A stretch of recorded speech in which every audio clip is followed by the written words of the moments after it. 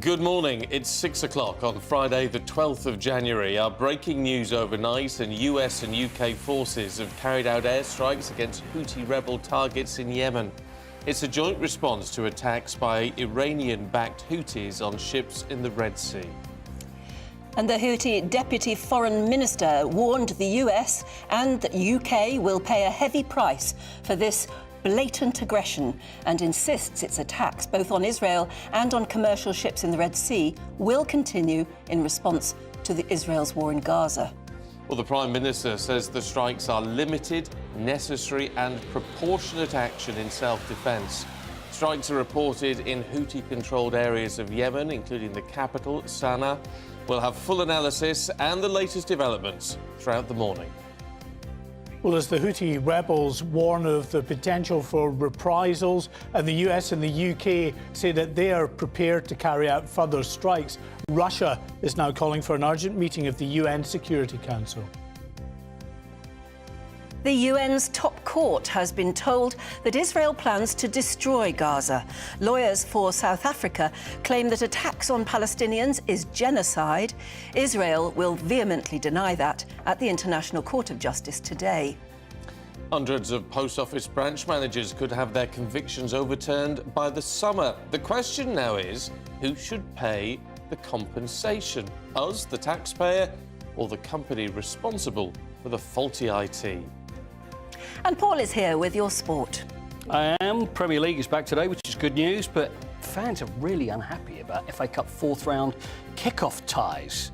Ronnie O'Sullivan's unhappy again. In fact, everybody's unhappy.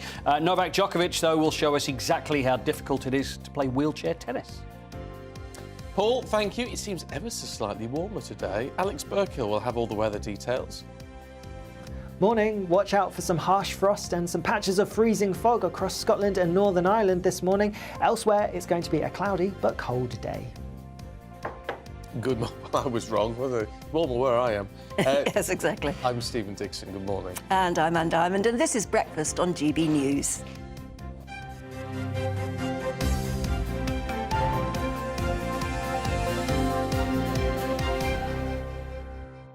Well, let's kick straight off with the news that broke late last night. And Britain and the US have launched airstrikes against Houthi rebel targets in Yemen. The leader of the rebel group promises to respond to any assault with fresh attacks on Israeli and commercial ships in the Red Sea. Well, keeping us up to date with the latest developments is Mark White, our Home Affairs and Security correspondent. And we've also got Defence Editor at the Evening Standard, Robert Fox, with us too. Yeah, good to see you both. Mark, let's kick off with you then. What is the latest as we understand it? Well, it seems, as more information comes through, that the strikes may have been a bit more intensive than we had initially been led to believe. We're told by the US Air Force Central Command that more than 100 guided munitions were used in attacks on 60 Houthi targets over 16 separate sites, including cities in the northwest of Yemen, Sana'a, of course, the capital city as well. They included strikes on infrastructure used to launch these drones in missiles, although we have to say that quite a lot of the infrastructure is mobile and it's very difficult to actually strike at that. But munition supplies and manufacturing sites, radar sites as well, so other infrastructure that is linked to these Houthi rebels. And as far as the UK's role in this, it's always going to be a sort of relatively minor role in comparison to the US, but we're told that 4 RAF Typhoons launched from RAF Akrotiri in Cyprus. That's about 1,700 miles from there down to Yemen. Which is presumably why we heard that they'd taken fueling planes with them. That's right, the Voyager tankers. We believe at least one, possibly 2, would have been required for that trip down there and, of course, back again. So those RAF aircraft were involved. Although we have naval vessels in the area, we've got Type 45 air defence destroyer and a Type 23 anti-submarine frigate. both have capabilities to shoot down targets in the air. What they don't really have is land attack capabilities, any useful land attack capabilities. There's another frigate heading to that area. So that's why we're seeing RAF aircraft combat jets involved in this.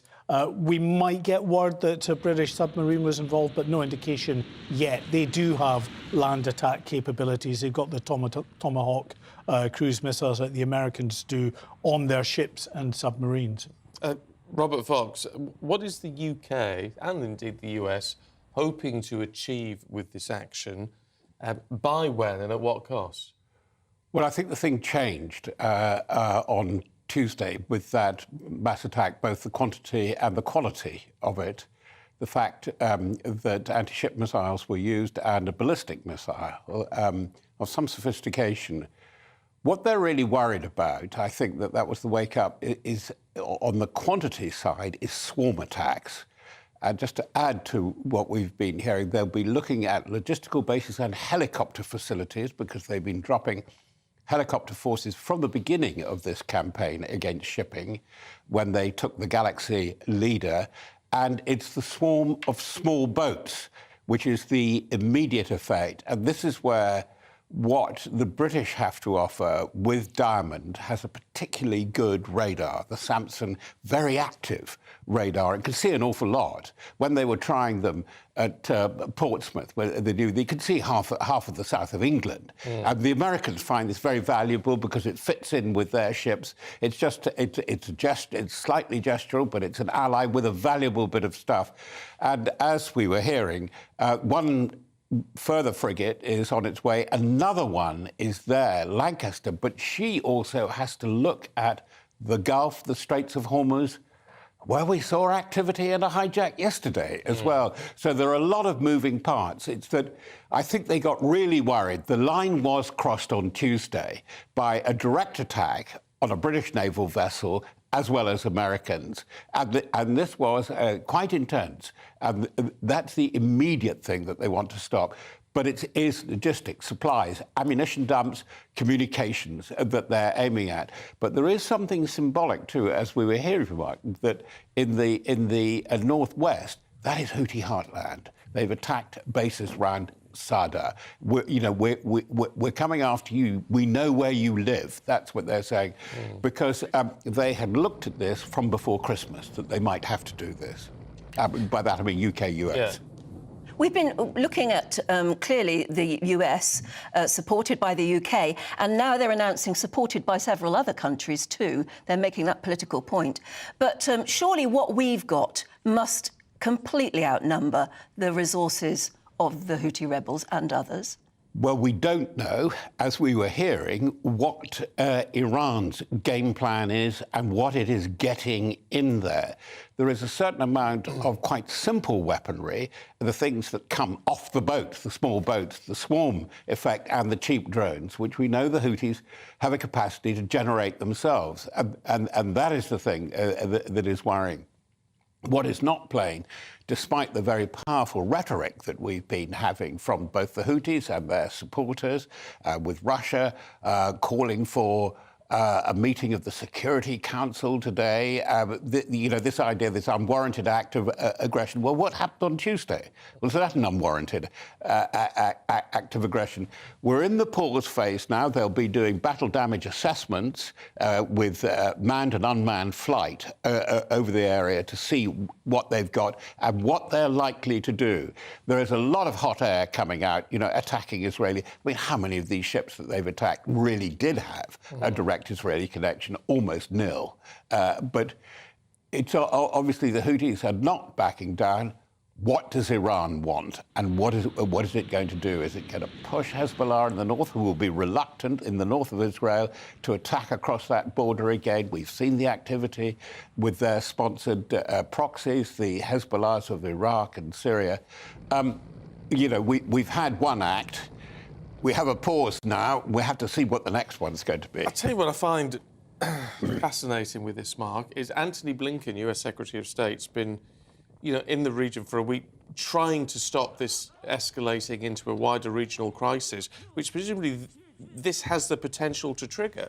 Yeah, I mean, it's been twofold, really, what Antony Blinken has been saying. Of course, he's looking, and the Americans are saying this very publicly now, they are looking for de-escalation in Gaza. They're encouraging Israel to do that. Israel is saying that it is on that path, but it's not there yet because we've still got regular, daily rocket attacks coming from Gaza into Israeli towns and cities. And while that's the case, while there's still capability from Hamas in Gaza, then Israel will continue with its war in Gaza. And as it does that, then that stokes up these regional tensions. It's not just, of course, what we're seeing from the Houthis. We've got in southern Lebanon, Hezbollah firing, and they've been doing it again overnight and this morning, firing over the line into northern Israel from southern Lebanon.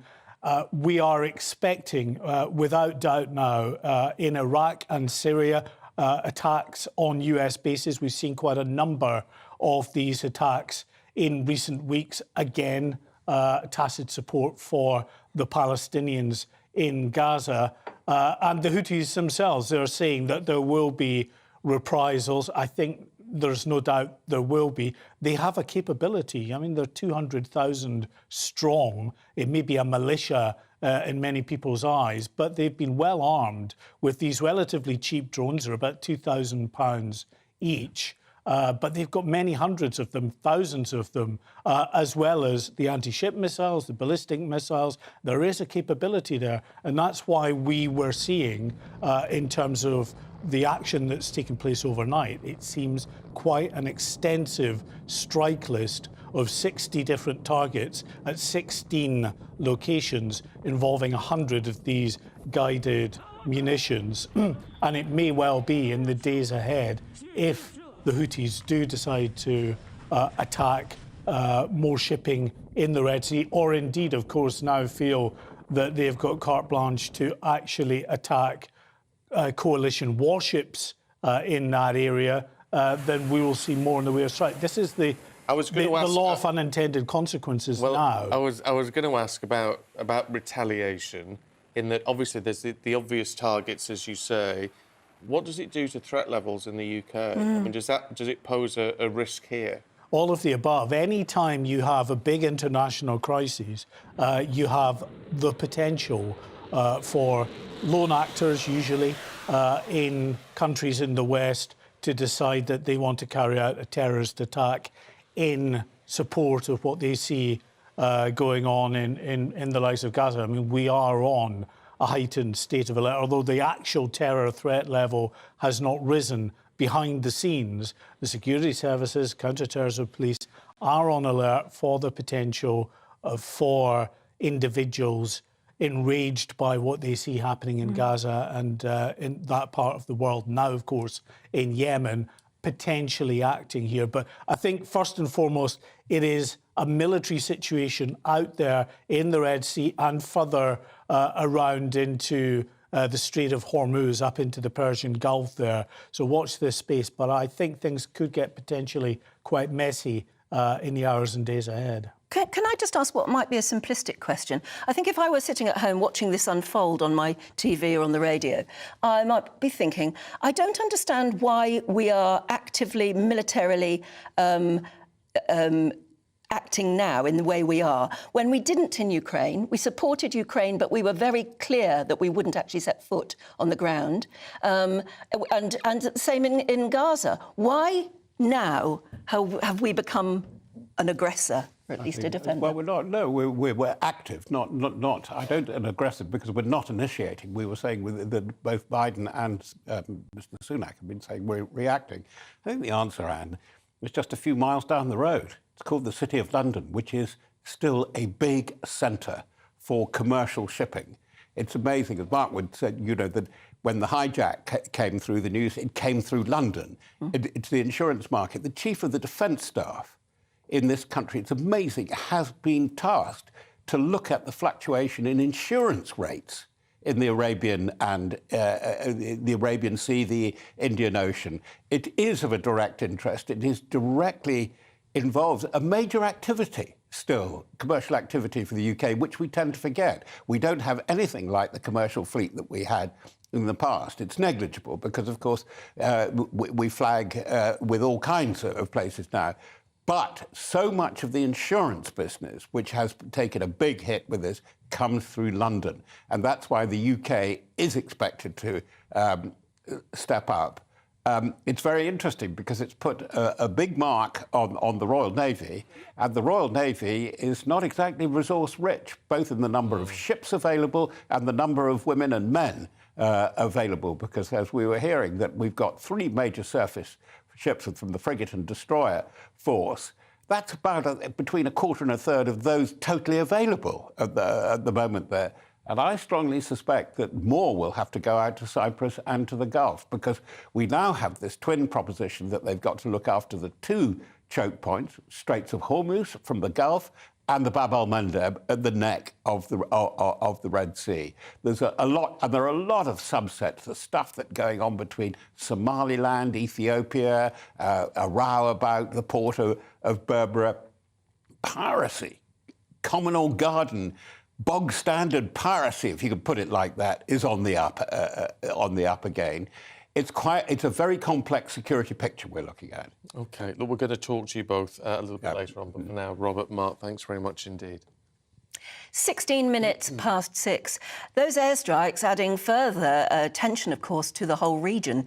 And now the war in Gaza is facing a legal challenge as the International Court of Justice is hearing claims that Israel has a plan to destroy Gaza, which comes from the highest level of state. Yeah, the case has been brought by South Africa, and its lawyers accuse Israel of genocide. There have been protests outside The Hague by pro-Israel supporters, and Israel will present its defence later today and has vehemently rejected the accusations as baseless. Well, let's talk to former member of the Israeli Parliament, Dr. Einat Wilf, who joins us now. Good to see you again, Doctor.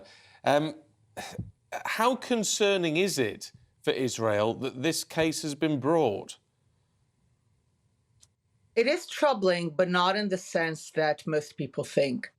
What is going on in the court is a strategy that has been at play for decades, really, which I call the placard strategy. You see it in placards in anti-Israel demonstrations that equate Israel, Zionism, sometimes just the Star of David, with all of the world's evils: colonialism, imperialism, racism, apartheid, Nazism, genocide.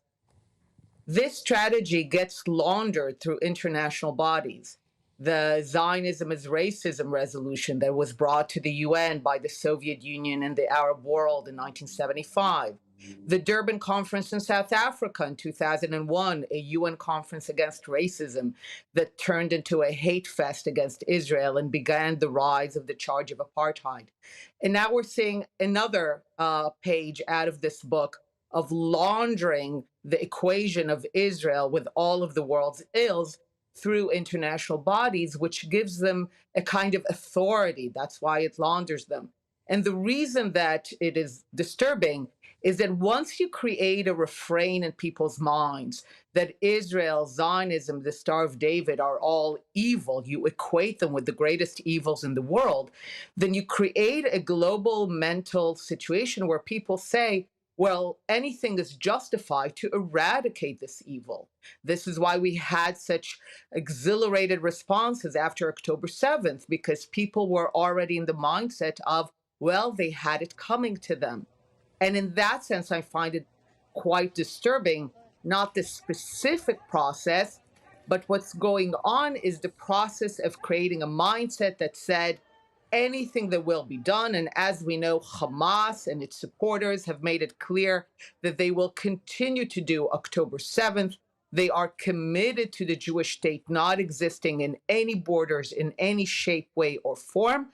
And what's happening with South Africa with this charge is creating a global environment that says, of course, this evil has to be eradicated. Are you fearful that Israel may be losing the war of words, if you like?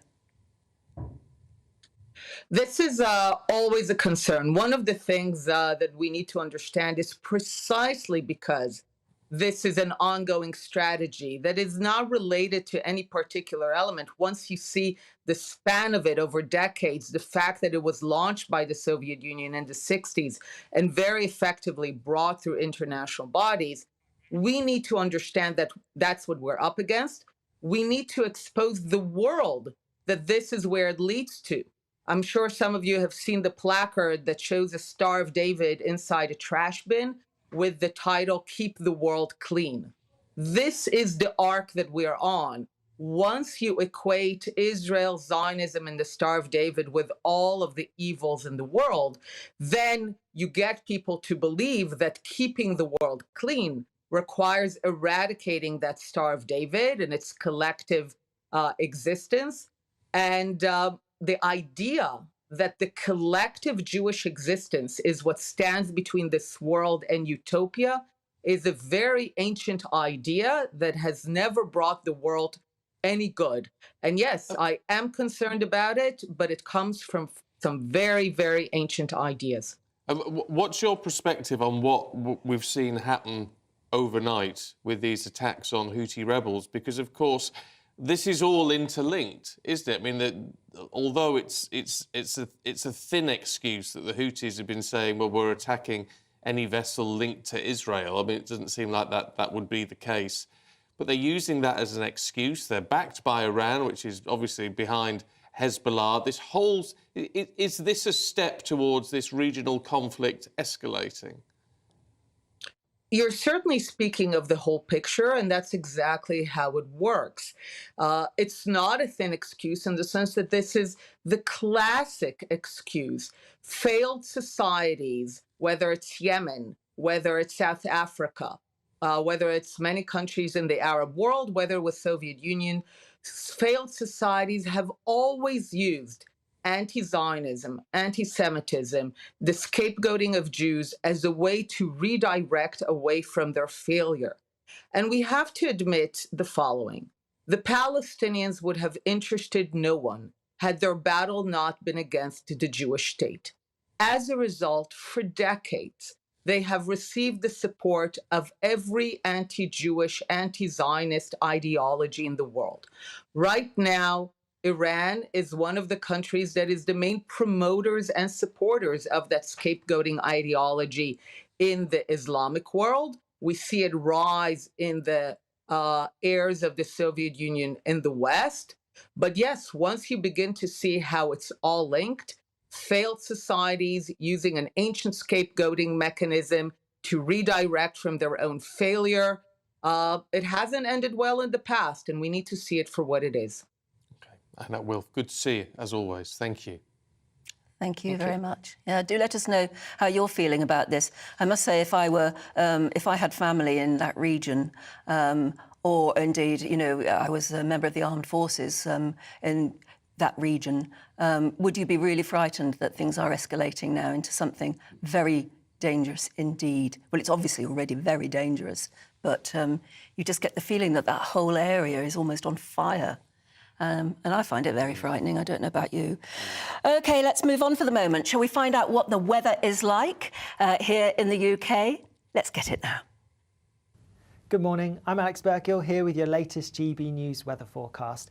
Whilst it is going to be quite a cloudy day today, for many of us staying dry, but some rain arriving in the north later. Ahead of it though, we have some clear skies first thing across parts of Scotland, Northern Ireland, so a frosty start here, some freezing fog patches to watch out for, and these could linger well into the afternoon. Further south for much of England and Wales, largely cloudy, perhaps some brighter breaks developing at times, particularly for western parts of Wales, maybe some further inland, but on the whole a cloudy picture and a cold one too. Temperatures suppressed, most places staying in mid-single figures at best. As we go through this evening and overnight, we start to see a front pushing its way in from the northwest. And so initially some persistent rain across northern parts of Scotland, but it breaks up as it makes its way southwards. So by the time we head towards the early hours of Saturday morning, it's really not going to bring a huge amount across northern England and Northern Ireland. Another chilly night to come though, a touch of frost in some places, perhaps some icy patches to watch out for, and again some fog patches as well. As we go through Saturday itself then, that front does continue to push its way a little bit further southwards, but doesn't bring a huge amount of rain. In fact, far southern parts likely to stay mostly dry, albeit quite cloudy at times, limited bright or sunny spells, but we should see some. Further north, increasing amounts of sunshine perhaps, but also some showers towards the north, and again a cold day, temperatures suppressed for many. Into Sunday, cold Arctic air across many of us, so even colder with more snow showers in the north. Still to come for you, we're going to have a look at the sport and why Britain's oldest football cup competition is angering fans. Plus, we'll have more revelations. Sorry, I was going to say Paul Coit will explain all. He will. Plus, we'll have the latest from the Post Office scandal, of course.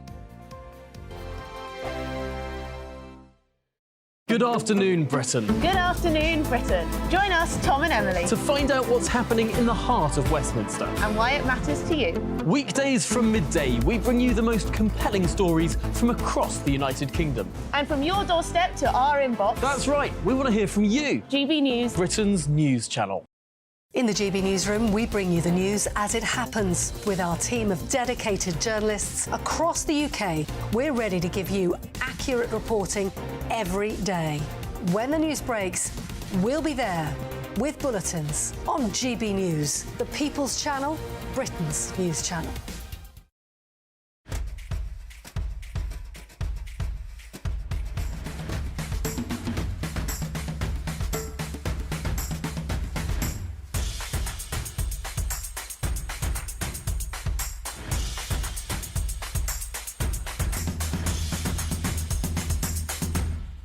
Tired of the usual focus-tested, pre-prepared Westminster runaround? Well, so am I. So you want higher taxes? Is your department to blame for this? Are you rethinking this policy? Every Sunday at 9:30, I'll be sitting down with those in power to get the truth about the issues affecting you. Let's be honest, we've known about the cost pressures of this project for years, not months. That's the Camilla Tominey Show, a politics show with personality. On GB News, the People's Channel, Britain's news channel.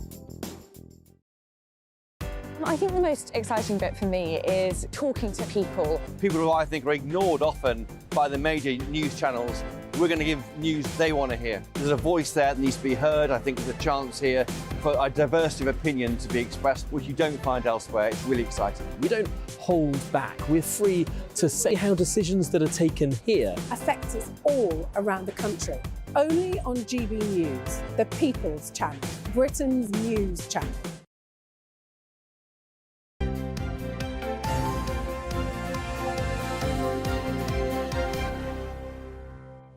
6:27. Good morning. You're watching and listening to Breakfast with Stephen and Anne. Now, the public inquiry into the Post Office scandal has led to even more questions over how hundreds of branch managers were wrongly convicted of theft and worse. Well, it was the first session of the year after the scandal dominated Westminster and, of course, all the headlines all week. The inquiry heard from Post Office investigator Stephen Bradshaw, who helped a criminal investigation that led to some of the Post Office branch managers being wrongly convicted. Well, he admitted he was not an expert on the Horizon IT system and that he was aware there was an issue with it.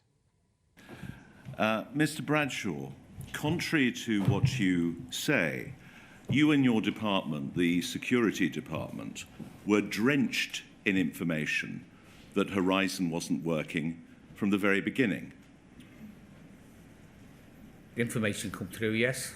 And that information came from scores and scores and ultimately hundreds and hundreds of innocent sub-postmasters who were suffering an epidemic of shortfalls. Yes. It came from what they told you, but even before that, it came from the thousands of calls they made to the help desk at the National Business Support Centre. And you would have been aware of those calls, wouldn't you? Not all of them. They've been calls made. It all depends on which inquiry. You know, what inquiry are we talking about at the moment? Well, I'm talking about the thousands upon thousands of calls, anguished and perplexed calls, made by sub-postmasters that they could not balance, that the system didn't balance. And your department would obviously have to have been communicating with the MBSC and also the Horizon Help Desk. Well, joining us now is political commentator Peter Spencer. Morning, Peter. Every day there's a headline which suggests the situation is getting worse and worse, more and more embarrassing for the Post Office and Fujitsu. And yet, when they appear before this subcommittee, they're very defensive, almost hostile, aren't they? Well, I find it quite interesting. Half a century ago, the then Tory Prime Minister Ted Heath described a particularly egregious financial scandal of the day as the unpleasant and unacceptable face of capitalism. Well, I do have to say that seems to sum up what we're looking at now every bit as well. It's been going on for decades. And then you trace back the history. When the Post Office decided that it was going to go high tech, they were offered a range of different sets of equipment to do so. And the Fujitsu system was actually the least fit for purpose, as I understand it, but happened to be the cheapest. And as we now know, the thing was going wrong constantly. And you would have thought that someone in the Post Office would have thought, hang on a minute, this doesn't have to happen all the time. These sort of people don't do this kind of thing. And I do have to say, on that front, you get these people, salt of the earth, ordinary sort of folk who are very much the fabric of England's green and pleasant land. And right now, England's green and pleasant land is looking pretty grey and pretty polluted as a result. Yeah, what is shocking coming out of this, and you get all the details and stuff about a panorama programme that was done in 2015 that the Post Office tried to block and all the rest of it. What does seem clear is that they knew much more about an issue with the system than they ever let on. Yeah, precisely. As I understand it now, while they were hounding these hundreds of people, crashing their lives and in some point driving them to either attempting or committing suicide, was that they were paying bonuses to their investigators to nail these poor, as it turns out, innocent people. And there's a shame on every level. There's shame on the Post Office getting this ghastly system in the first place. Shame on no fewer than 17 different ministers of government of all stripes who were sort of, in theory, overseeing the work of the Post Office and didn't sort of ring the alarm bells. And shame on the political establishment for not actually moving on from saying, oh dear, this doesn't look very nice, to actually doing something about it until the TV programme which blew the thing completely wide apart. In fairness to Rishi Sunak, he has now acted in an unprecedented and forceful way with a piece of emergency legislation which will exonerate all these people about time too, and also set aside no less than £1 billion for compensation within the next few months, hopefully. And of course, now the question, of course, then is, well, who actually picks up the tab for this? And the government has made it pretty clear that first and foremost, they have in their sights the makers of this IT system, Fujitsu itself. OK, Peter, thank you. Absolutely incredible, the whole business, isn't it? Absolutely amazing, yeah. And the more you look into it, the more awful it gets, actually. I've been reading stuff this morning, and you're just like... It's front page of the Daily Mail there, quote from yesterday's. It's one thing to make a mistake. Yeah. It's another thing to just actively to keep cover going up. Regardless as well. Even when they suspected, as the front page of the Daily Mail there says, even when they suspected there might be some problems, they were told by their top lawyer inside the Post Office, just grit your teeth and keep prosecuting. And as the drama said, there was a line in the drama saying, why did the Post Office suddenly believe that so many postmasters and mistresses who'd done an excellent job for years had suddenly turned criminal? Why didn't they think something odd here? They would rather think the worst of the human beings they trusted. Ian's been in touch on this one, saying the government must pay compensation, then they can claim the compensation back from Horizon's owners. Which is, to be honest, that's exactly what they intend to do. The first tranche will be 75 grand per That's wronged postmaster or mistress. That's if they weren't convicted. It's more complicated. So if you were convicted... But they're going to overturn the conviction, aren't they? Yes, but if you weren't convicted, you get 75 grand, Yeah. and then with the possibility of more. If you were convicted, it's about 600 grand. But then And do you know how much it's all Paula negotiable. Venables made every week in her job? Well, I don't. 75 grand. And she left and got a payout of 5 million or 3 million when she left. But anyway... I don't think that's... the victims haven't stopped yet. No. They're not going Nor to should stop. they. No, nor should they. All right, let's change tack, have a look at the sport for you. Paul Coyte's here, good morning. Morning. FA Cup. Yes, it's a bit of trouble. Well, you know, the draw for the fourth round of the FA Cup was made on Monday, and some fans are very unhappy because, obviously, TV then gets involved and the time that the games are going to be. So there's a couple where supporters are very unhappy about this. Now, I do get it when you get fans, because often you'll get a fixture list and you'll think, OK, we're playing Saturday, 3 o'clock.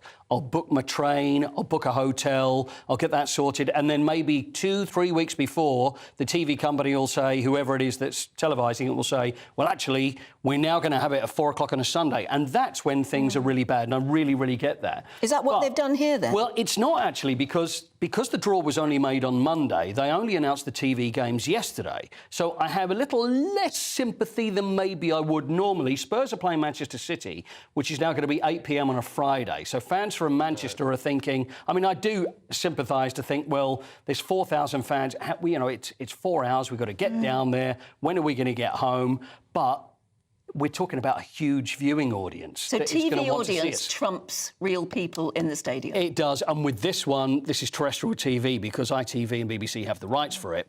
So, you know, I kind of get the fact that it's going to be on a Friday, but the other one is Newcastle away at Fulham, which is going to be Saturday at 7 o'clock. And I even looked things up to see that the last train leaves King's Cross at 9 p.m. for Newcastle. So you might be able to catch the first half if you go down. Yeah. But or you're going to have to stay overnight in London. In London, and find it quickly because you're only 2 weeks away. I do sympathise, but football's always been that way, where you're going to have these away games and they're not going to be the easiest times. Can we just have a quick look at Novak Djokovic? Yeah, this is worth having a quick look at because Novak Djokovic is going for his 11th Australian title on Sunday. They had a charity game. He was involved in all sorts of shenanigans, and I'll play you some more of those later. But this shows how difficult it is to play wheelchair tennis. Alfie Hewitt, I don't think, has got any worry here with Novak. So he's doing this. Did loads of different things in this event. Famous sports stars actually had to face his serve. He even played a little cricket. So anyway, he tried this. He's actually done this before as well. I mean, I think we saw it in about 2017. So for the benefit of our radio audience, there he is playing doubles, and he is in a wheelchair. So there's a wheelchair, and then he does shout, "Don't hit it over here to me." Look, he's fine there when the ball comes to him. But that's easy. You know, if the ball comes to you, you're fine. But then when someone tries to go past, he can't wheel and play at the same time. Funny. Yeah, well, you know, it gives you more admiration for the people who do it every day. Incredibly difficult. Yeah. Incredibly difficult. I can't do either, so it's incredible. No, me neither. Paul, thanks very much indeed. It is 6:38. Just give you a quick reminder of the breaking news this morning. And joint British and US forces have attacked key Houthi targets in Yemen after the Iranian-backed group continue to target ships in the Red Sea. And reports say that the capital, Sana'a, and other cities have been hit, whilst US officials say they've been carried out by warship-launched Tomahawk missiles, fighter jets and a submarine. We'll have the latest for you. And coming up, we're going to be talking about why the Rwanda deportation flights may be delayed, if they happen at all, until after the general election. Whenever that is, we'll tell you more in Headline Makers.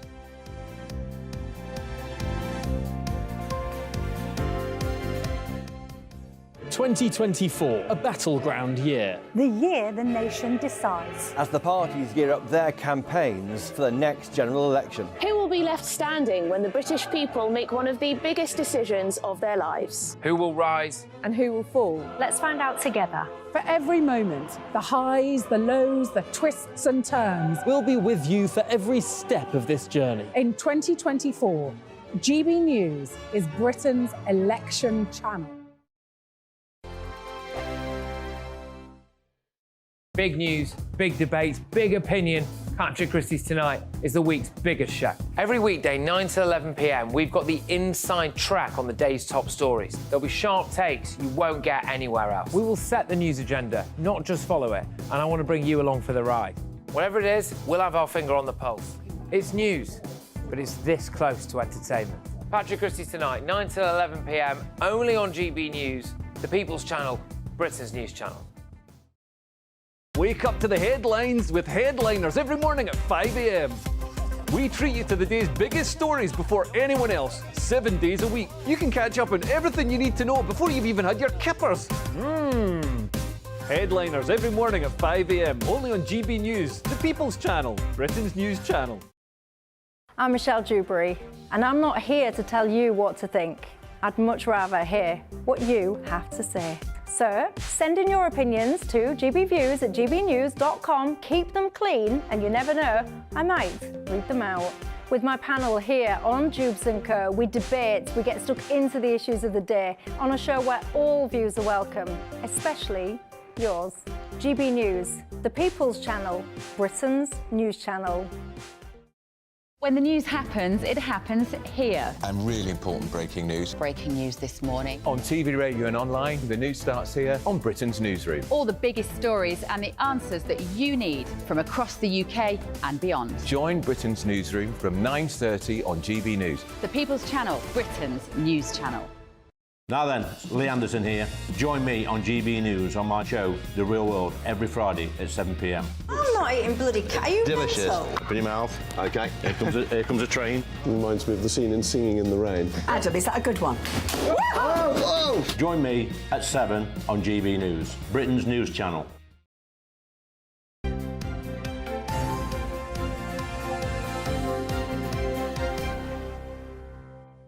Time for Headline Makers at 6:41, and joining us today, the journalist and author Susan Holder and the broadcaster Pete Price. Morning, Good both. to see you this morning. Before we have a chat, let's have a look at the front pages. Well, the Daily Telegraph leads with the UK and US joining forces against the Iranian-backed Houthi movement in Yemen. Britain and US unite, says the Express. The Times also leads on Western allies and last night's strikes in Yemen. The Mail has the post office scandal with the headline, Grit your teeth and keep prosecuting. And finally, so proud of you, says the Mirror, leading on Prince William's tribute to rugby heroes Rob Burrow and Kevin Sinfield, giving them a gong. They got a Yeah, the CBEs, yes. Pete Price then and Susan Holder are here. And let's start with the Houthi rebels and these strikes that have been carried out late last night and overnight, Pete. Yep, US and the UK forces have carried out the strikes against the Houthi rebels targeting in Yemen. President Biden says that the strikes are in response to the attack by the Iranian-backed Houthis on the ship in the Red Sea. What is the big problem on this is completely and utterly an awful lot of people right now haven't a clue what's going on. You know, an awful lot of the public really don't know what's going on. They see one organisation, this organised, and it's all about Palestine and it's all about Israel. It's not.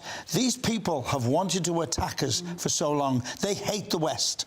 They don't know what their ideology is because they hate the West, but they just want to try and destroy what we've got. And they've got these groups of fanatical madmen because they come over as madmen and they're being run, we think, by Iran. And it's just a complete mess, but we're away from it, so we don't feel it as much, but it's starting to affect us now. I think or am I wrong? Last night's action, I think, will come as a surprise to a lot of people because they didn't sort of know this was brewing so dangerous. And yet it has been going on for quite a long while, that these attacks, and what people, as well, the impact they might realise is things that can't get through because the Red Sea Suez Canal route that's where the attacks are happening is used by 12% of the world's maritime traffic. That's an awful lot. And if all that gets disrupted, which it is, things are already being cancelled, things are already having to use other routes. Those kind of things are things that people will notice. And it's piracy. Well, I'll just say Archie's been in touch, who says we have to stop the attacks. If we don't, all the prices in the shops, plus the cost to heat our homes, will continue to go up. And it's piracy on the ships. It's complete piracy. And to me, they should be wiped out. There's no argument. Just wipe them out. But that's... You can't just wipe them out. That's the trouble, isn't it? It's not that simple, is it? I mean, clearly, the strikes that we engaged in last night will have hit civilians as well. There's no doubt about that, isn't there? There was always collateral damage. Yeah. So it's not that easy. But at the same time, you can't sit back and do nothing. They've said that, retaliation is inevitable because otherwise you're just letting things get out of hand, and with no, you have to stand up to that sort of thing, don't you? Well, it's what we see in retaliation from them now, which is going to be something. And it's terrifying. Let's have a look at the Telegraph and the Post Office, Susan. Yes. Which just... It rumbles on. The crisis gets deeper every day. And your outrage gets... It does. And I think, obviously, the public inquiry is going on, and Post Office investigators have been branded as though they were acting like mafia gangsters in the public inquiry. One of the victims, Jacqueline McDonald, actually coined the phrase, and I think quite a lot of people kind of understand where she's coming from.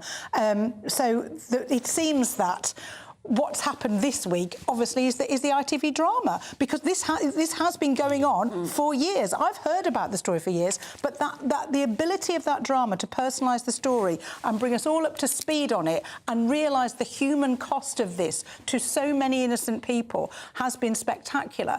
There's a clip from the drama now. But that's the issue with it. So it's been going on for a very long time. It has. I mean, the public inquiry's been going on for a good long while, and yet it's only when we actually see it as individual cases rather than an overall story. Doesn't it tell you how important a drama like that is to a documentary? It shows such a different side. But I agree with what Anne says. Completely agree with what Anne says.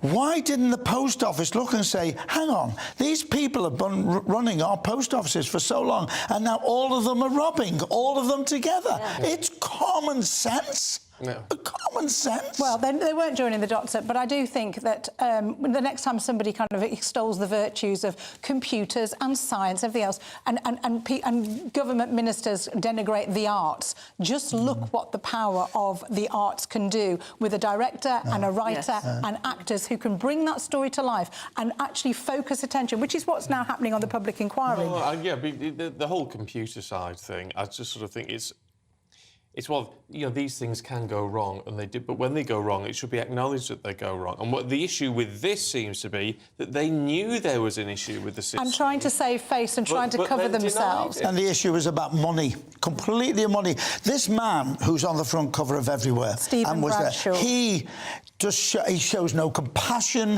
no feeling, no emotion. If he wanted to win the public over in any shape or form, show something. He shows nothing. Well, they're so scared of their own reputations. But executives and investigators who were being handed bonuses for convicting innocent sub-postmasters. So their motivation was not honourable, was it? Their motivation was money themselves. It's just absolutely... It gets worse and worse. And just thank goodness now everybody seems to be going in the right direction of trying to get some sort of compensation sorted quickly. But more importantly, as well on top of that, is we need justice and we need somebody to be held to account for this. I did also. There's a.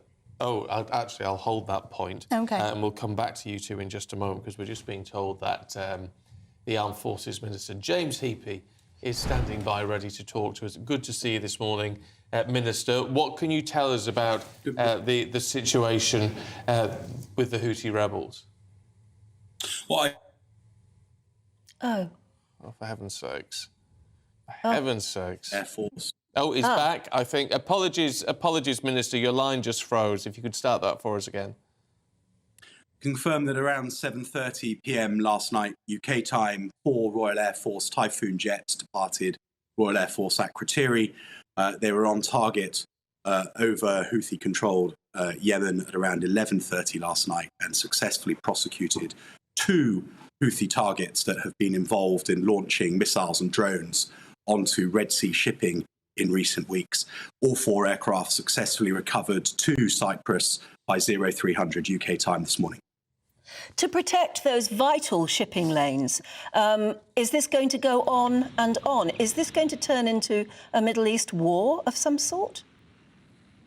No, the action last night was the necessary, proportionate, limited response required to act in self-defence of the UK and US warships that are in the southern Red Sea, seeking to protect commercial shipping as it transits on that vital route between Europe and Asia. What we did last night was to degrade and disrupt the Houthi capability to launch those attacks. It shouldn't be seen as the start of anything more, notwithstanding that the warning remains in place to the Houthis that they should not seek to disrupt international shipping nor attack UK warships. As you say, shouldn't be seen as anything more, and that, whereas that seems a perfectly sort of valid point in a way, the problem is, we're talking Houthis who are at least using the cover of saying, well, this is all to do with Israel and Gaza. They're backed by Iran, which is, of course, backing Hezbollah. It ties into this bigger conflict.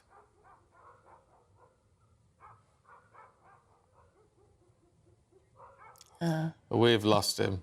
We've lost him again. It's frozen. OK, well, we got the gist. I mean, but that's my question is a legitimate one, isn't it? Well, it's totally exactly what I was thinking as he was saying it. It all sounds really reasonable. We completely get his point of view. We're on board with that. The trouble is the other side won't be. And while we can understand that, and it's a very logical, that's the way it goes. Shall we try one more time? OK. James Heapy, I hope you can hear us now, and let's hope that we'll be able to hear your response. How thinly can we spread our armed forces at the moment? It seems that we're supporting Ukraine, we're supporting Israel, and now we're actively engaging in this recent activity. How thin can we spread our forces at the moment? You know. Spreading our forces thinly. I think the nation holds the armed forces that we do, the most capable, arguably, in Europe and amongst the most capable in the world, so that we are able to protect the UK interest wherever it is challenged. And it's important to note that whilst we've been able to put 2, rising to 3 Royal Navy ships into the southern Red Sea, we continue to have a mine-sweeping task force working in the Gulf, as well as a ship in the Caribbean, recently offering reassurance to Guyana, and now engaged in counter-narcotics work. We have ships in the South Pacific and in the Indian Ocean. Of course, our nuclear deterrent remains hidden from view beneath the ocean. The Royal Air Force is involved in the mission last night, but also in continuing to reassure NATO allies on NATO's eastern flank, as well as flying surveillance missions in support of Ukraine. The British Army is involved in all of the training mission of the Ukrainians. I mean, the fact is that the busyness of the geopolitical situation requires our armed forces to be busy. Our people are working.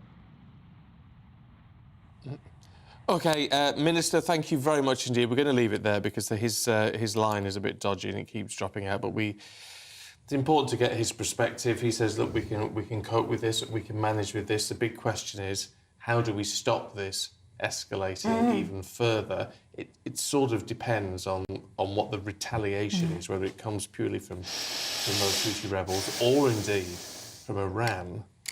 But well, anyway, you've been having your say. Helen says, I'm glad we've put our big boy pants on and done something.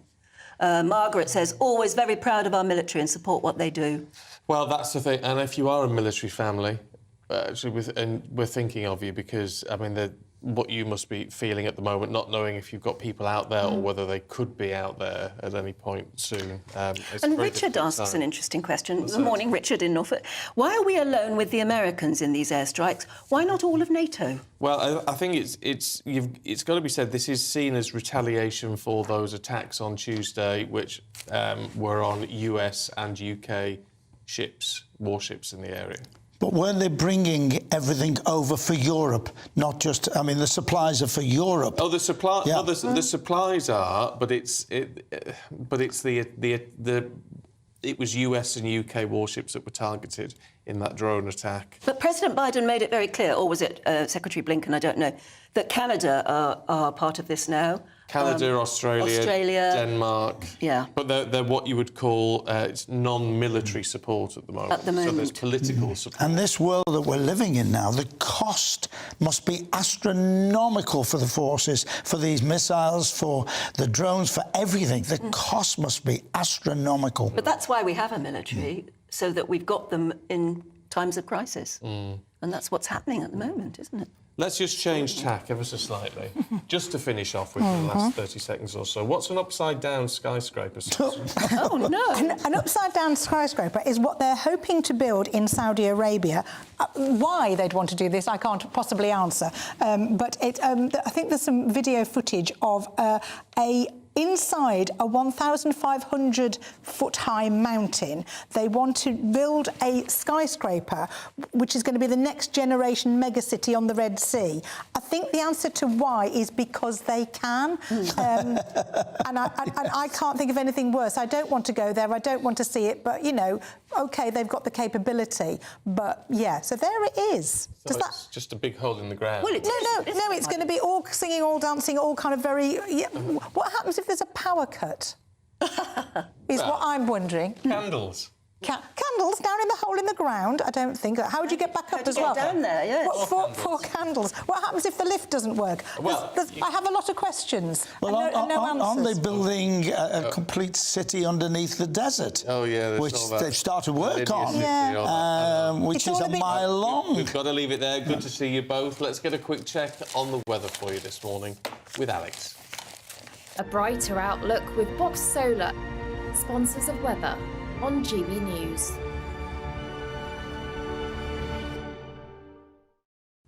Good morning, I'm Alex Burkill here with your latest GB News weather forecast.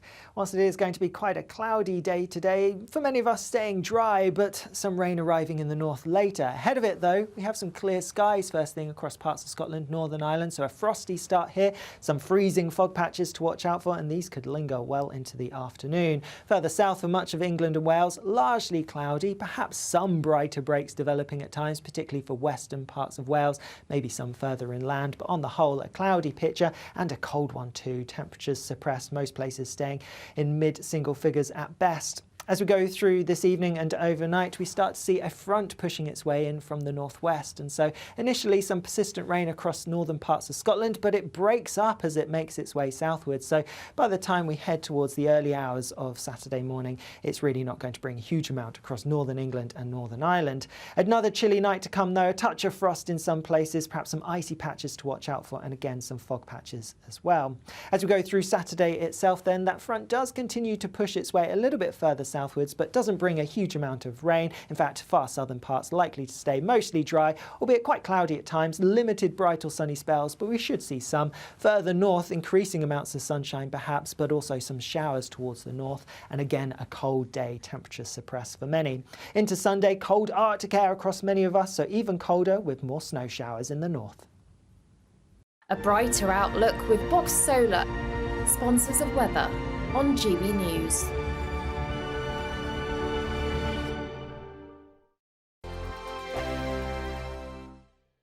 Good afternoon, Britain. Good afternoon, Britain. Join us, Tom and Emily, To find out what's happening in the heart of Westminster. and why it matters to you. Weekdays from midday, we bring you the most compelling stories from across the United Kingdom. And from your doorstep to our inbox, That's right, we want to hear from you, GB News. Britain's news channel. Have a great Saturday night with me, Leo Curse, on the Saturday Night Showdown. It's a crazy world out there, so come and make fun of it with me, my panel of comedians, and a couple of people who actually know what they're talking about. This Saturday Night Showdown is your front row ticket to the clown show, every Saturday, only on GB News, the People's Channel, Britain's news channel. GB News, unlike other broadcasters, isn't obsessed with the London-Westminster bubble. We think there's a nation beyond the M25, and that's why we talk about the issues that matter across the land. Join me on State of the Nation, 8 to 9 o'clock, Monday to Thursday, on GB News. Daisy's listening, and you should too. Your weekend starts here with Friday Night Live with me, Mark Dolan, 8 till 9 on GB News. Big stories, big guests, and big laughs as we get you ready for a cracking weekend.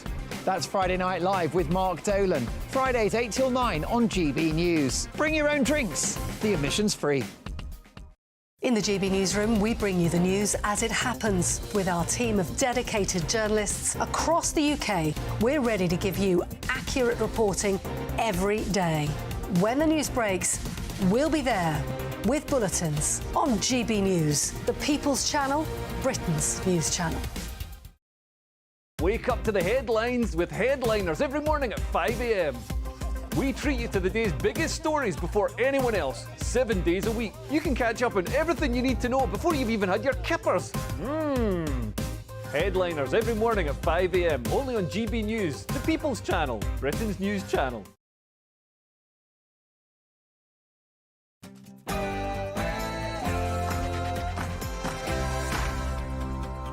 Very good morning. It is 7 o'clock on Friday, the 12th of January. Overnight, US and UK forces have carried out airstrikes against Houthi rebel targets in Yemen. It's a joint response to attacks by the Iranian-backed Houthis on ships in the Red Sea. And the Houthi Deputy Foreign Minister warns the US and the UK will pay a heavy price for this blatant aggression and insists its attacks, both on Israel and on commercial ships in the Red Sea, will continue in response to Israel's war in Gaza. Well, the Prime Minister says the strikes are limited, necessary and proportionate action in self-defence. Strikes are reported in Houthi-controlled parts of Yemen, including the capital, Sana'a. We'll have full analysis and the latest developments from our security editor, Mark White. Well, more than 100 guided munitions were used in 60 separate strikes on Houthi targets. Russia has called for an immediate meeting of the UN Security Council to discuss this escalating crisis. Also this morning, the UN's top court has been told that Israel plans to destroy Gaza. Lawyers for South Africa claim attacks on Palestinians are genocide. Israel will vehemently deny that at the International Court of Justice today. Hundreds of post office branch managers could have convictions overturned by the summer. The question now is, who's going to pay the compensation? The taxpayer or the company responsible for the faulty IT? And Paul Coit is here with your sport. The football world sends their love to Sven-Göran Eriksson. Andy Farrell is the new British and Irish Lions coach, and we found something that Novak Djokovic is not very good at. Cricket. It's not his future. OK, Paul, thank you. Also, we've got your weather forecast coming up. Let's get an outline from Alex. Morning. Watch out for some harsh frost and some patches of freezing fog across Scotland and Northern Ireland this morning. Elsewhere, it's going to be a cloudy but cold day. Good morning. I'm Stephen Dixon. And I'm Anne Diamond, and this is Breakfast on GB News.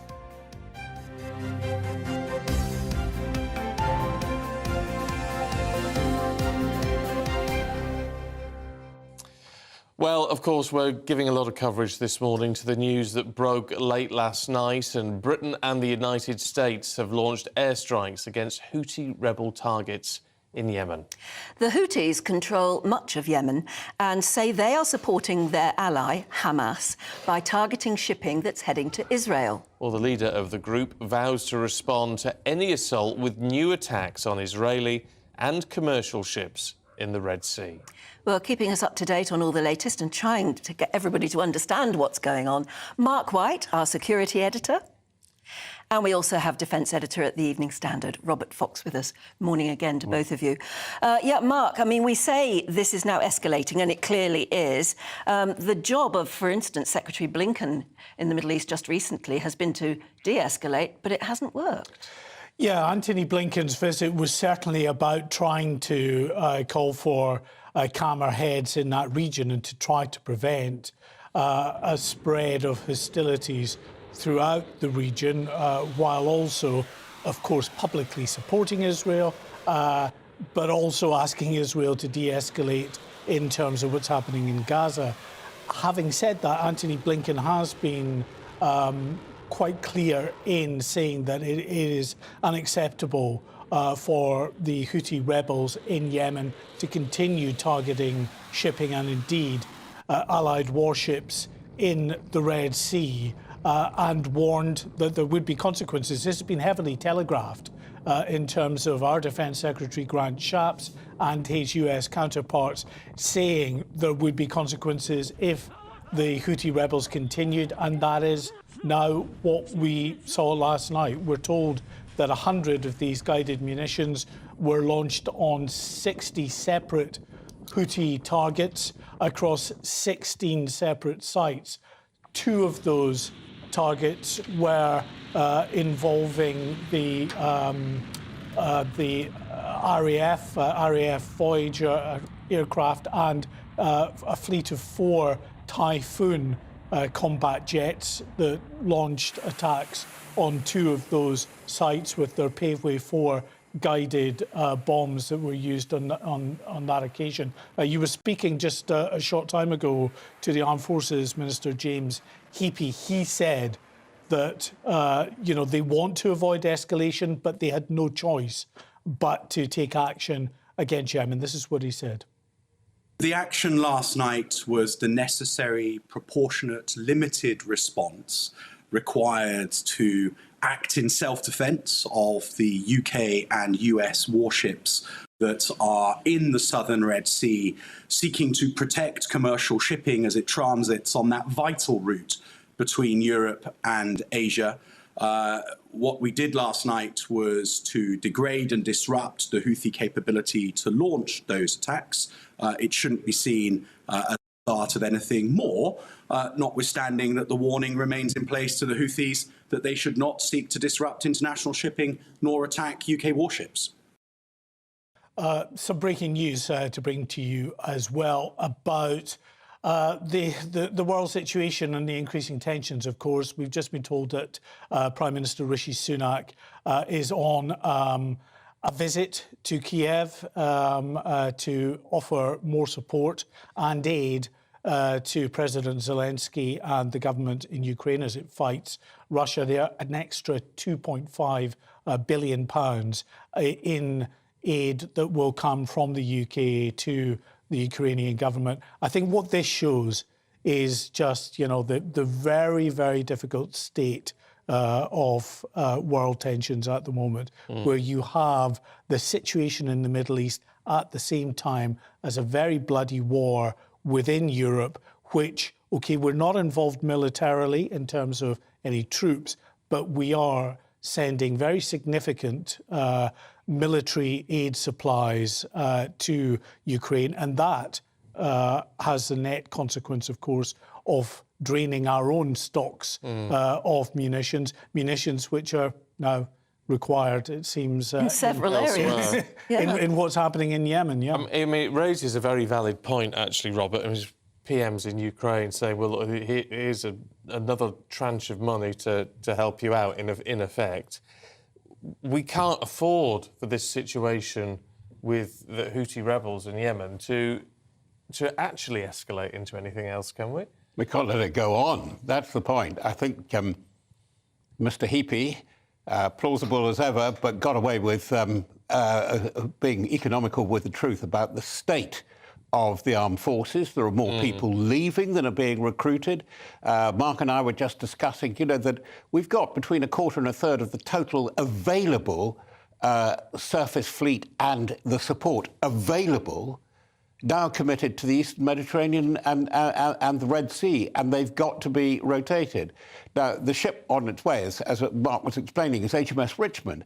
HMS Richmond was on duty last month guarding underwater sea cables, which may be under threat. We know they are under threat from the Russians as part of the Baltic Ukraine crisis. I mean, it has to come round from the Baltic, gets a bit of shore leave, and now it's going off to the Red Sea and the Gulf. And there aren't too many of those around. The other thing which relates to the Prime Minister being in Kiev is ammunition stocks. I'm sorry, governments do not like it. And the bad news, Mr. Hunt and Ms. Rachel Reeves, is I think defence and security will become, because of all the things that you've been describing, and the potential threat at home with security, it is going to be a major electoral issue, because the record has not been smart on a lot of this. No, indeed not. Look, before we chat to you two gents any further, we're just going to head over to the States and talk to Steve Gill, former advisor to the Clinton and Bush administrations. What's the reaction been in the States to this action, Steve? Well, I think there's been reaction that it is about time that there was something done with respect to the challenges on the commercial and military vessels in this area. It's interesting that you guys are asking the right questions. Can the U.S., can the United Kingdom actually have the resources to do this in addition to what's going on in Ukraine? And as the Prime Minister is over in Kyiv promising even more funds for Ukraine, we've just had a report from our U.S. military that over $1 billion in weapons that have been provided to Ukraine can't be accounted for. So I think there are questions of, do we have the resources to provide money and funds and ammunition to Ukraine, and at the same time see this conflict with the Houthis stepping up? And then to top it all off, you just had Iran take an oil tanker in the sea, turn it back to Iran, as they've been operating through proxies, and now they're actually intervening directly themselves. So this is moving in a dangerous direction. And fortunately, I think the United Kingdom, the US, and others are stepping in to actually do something. And rather like us here in the UK, it is the same in the US. It's a difficult time to fight an election, isn't it? What are each contender going to say? How much money are they going to pledge towards a war that will, to most people, seem half a world away? Well, and again, you've got a constant geography lesson where most Americans, and I suspect most Brits, couldn't tell you where Yemen is on a map, but we're going to learn the same way we learned about Iraq and Iran and Syria. I guess these are very costly geography lessons. Well, yeah, indeed. But there are people who know, and they've been protesting, haven't they? Yeah, you've just had protests break out in New York City demanding a ceasefire with the Houthis. Again, the anti-Israel, pro-Palestinian protesters seem like they can turn out on a dime. I will say some good news about what's happened in the last 24 hours. As one of the guests mentioned, that Russia is calling for a UN Security Council meeting. The UN Security Council voted to allow this response to take place, an 11-0 vote in the Security Council, and China and Russia abstained, which gave it the opportunity to go ahead with the stamp of approval from the United Nations. So I think everybody is fed up with what's going on with the Houthis and with Iran acting through their proxies, whether it's in Hezbollah, Hamas, whether it's in other areas as well. They're stirring this up, and they haven't paid a price. And the U.S. has sanctions that should be stopping all of the Iranian oil exports, except for about $6 billion. They've been trading $60 billion because the Biden administration hasn't done anything about it. Maybe we'll step up and see the sanctions start hurting Iran, not just some strikes on the Houthis. OK, Steve, good to see you. Thanks very much indeed. Robert, can I ask you about, because we're getting a lot of emails saying, why is it always the UK and the US involved in this? That there is the sort of non-military support that we've been getting, but what does that mean, or what does it achieve? Well, the other thing is we said that they're not in active frontline support, but they're supporting the operation. We've got the Netherlands and Denmark, and I'm going to mention two words: Maersk and Rotterdam. And that's why they have to get involved. I sense the criticism that we're getting. Again, actually, that's shipping. The world is much more interlinked than we realise. And it's very interesting that the PM has gone ahead with his visit to Kiev, absolutely understood, because this is where Russia is in this very extraordinary dance macabre, can I put it like that, with Iran. Iran is supplying the drones to Russia for Ukraine, really to an increasingly vital role being played by supplying these Shahed and other cheap drones. They're arming the Houthis. They say they're at the centre of this thing called the axis of resistance. We're beginning to see what the game plan is, and it's one of disruption, and it's disrupting. The answer to your emails is global shipping. And look at the prices in the shops that are going to change, that are changing, because the choke points are choked. The Suez Canal, the Bab el-Mandeb, and now the Straits of Hormuz in the Gulf. I'm sorry, yes, it does affect us. Can I just ask about these protests that we were hearing, and we've been hearing so much? People protesting, saying they're demanding ceasefires. When you bring in people like Houthi and Hamas and Hezbollah, I mean, there's no such thing as negotiating ceasefires with them, is there? But I want to go a bit upstream there. It just shows you how sophisticated now the information war is. Actually, the Hamas supporters and Hamas itself have been very, very clever about this, about getting the campus protests and so on. As Steve Gill was saying, most people don't even know where. I mean, it sounds very condescending to say that, but it is quite shocking because I go into schools. I do a lot of this work. Robert Peston, Speakers in Schools, think that how important these geography and geopolitical lessons are for the people coming through the next generation. But the idea is, and it goes back to the whole business of recruiting that I was talking about, is that Gen Z, as it were, can somehow dial out, that I live in the metaverse, I'm not part of this anymore. This is an awful wake-up, and the year of elections is going to be a year of Mark was explaining, a lot of hot action all over the place. I mean, there are quite extraordinarily awful wars going on, which we're giving very little coverage to, like Sudan, for example.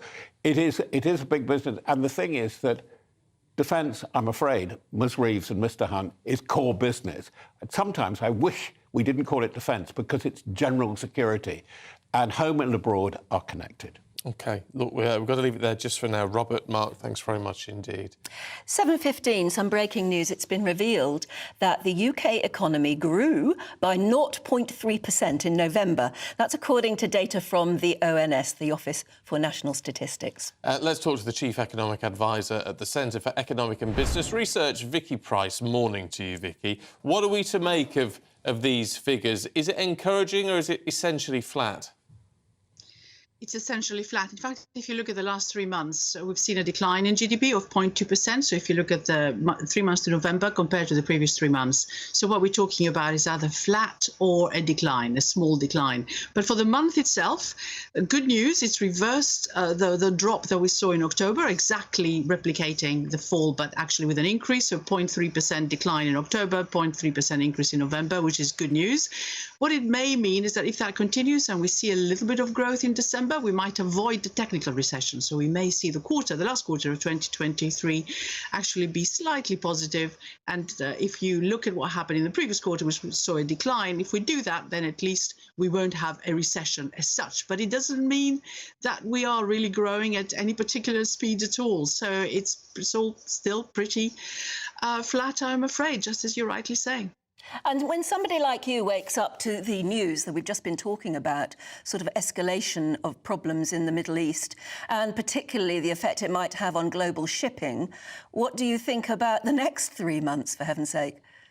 Yes, it's worrying, particularly about inflation and the supply chains. I mean, we went through this whole period of COVID having issues about getting things from one part of the world to another, which of course caused quite a lot of increases in freight rates, and then of course the final prices as well that we were paying at the shops. It took quite some time for all that to balance out again and become more normal. Well, we may be entering a situation where this is going to worsen again. Now, the real worry is that, of course, it may have an impact on inflation, may have an impact on what happens to interest rates ahead. With the economies, though, clearly likely to be affected for some time to come from everything that happened before with very high interest rates, there is the worry that the central banks will think, well, inflation is under pressure again, let's not cut interest rates as fast as we would otherwise do.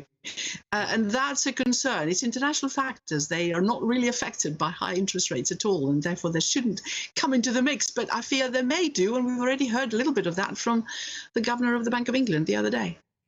Yeah, and actually we've had the figures earlier in the week, haven't we, for sales, Christmas sales for retailers, and those figures were considerably down on the year before, which I presume doesn't bode well for 2024, does it? We've got to start getting the economy growing again.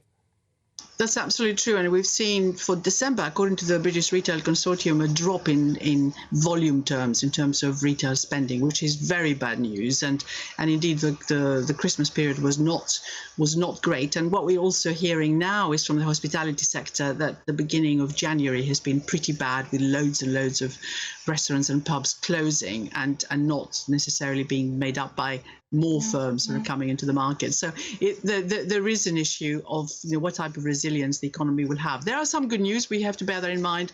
There is a reduction in national insurance contributions rate, which happened in January. So this month, there is a little bit of benefit offsetting some of the increases in taxes that we've seen in other ways.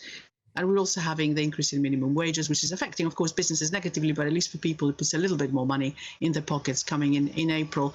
And there will probably be some tax cuts coming in the budget. So perhaps there is a little bit of help that will be coming, but the trends otherwise suggest a little bit of an improvement in services, but we have the manufacturing sector and construction still in the doldrums. So that's a real worry looking ahead. OK, Vicky Pryce, good to see you. Yeah, thank you. Great news, is it? No. A difficult time to fight an election as well. Shall we move on? 19 minutes past 7. Now, the public inquiry into the post office scandal has led to even more questions over how hundreds of branch managers were wrongly convicted of theft and worse. Yeah, it was the first session of the year in the investigation after the scandal dominated Westminster and the headlines all week. Joining us now, political commentator Benedict Spence. Are you like everybody else? Every day seems to get worse and we get more outraged.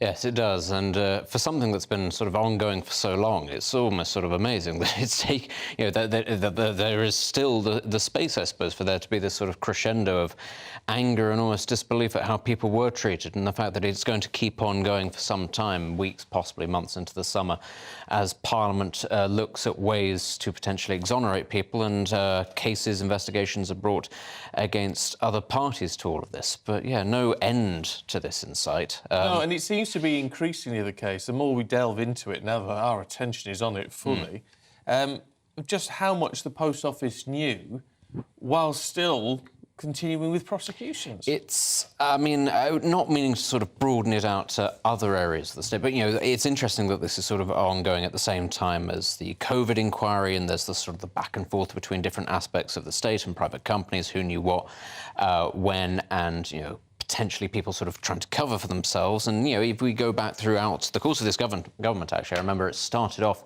with David Cameron sort of reopening old wounds by saying, actually, we're going to have a proper inquiry into the Hillsborough disaster. And it does just seem to be a constant theme of things in this country, be it in the private or public sector, where actually there are these sort of open secrets that go on. And actually the first thing seems to be about, right, well, how can we cover the organisation and us as individuals sort of within the organisation, rather than getting to the crux of the truth. Yeah, because very clearly it was all about protecting the brand of Post Office. Well, they couldn't have done a worse job in the long term. Exactly. And again, to say that it's been sandwiched between the Hillsborough disaster, which obviously had families dragged through the mud, people who died, you know, having their good names smeared, and now to have this sort of at the tail end of what we imagine will be the tail end of a Tory government.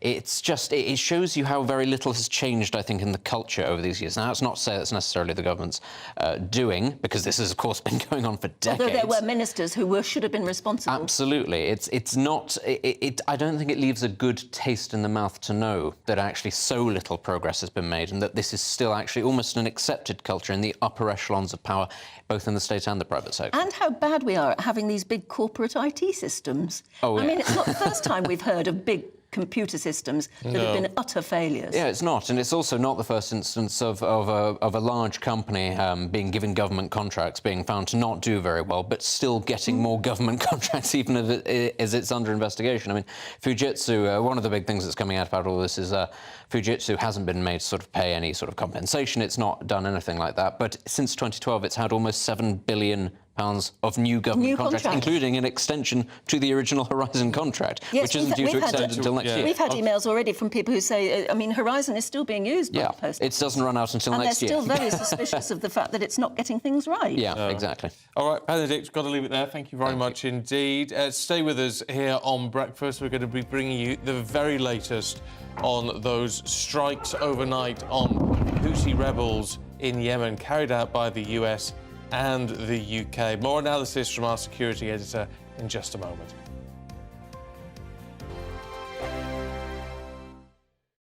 Join us every night on GB News at 11 p.m. for Headliners, which is 3 top comedians going through the next day's news stories, which is exactly what you need, because when the establishment has gone crazy, you need some craziness to make sense of it.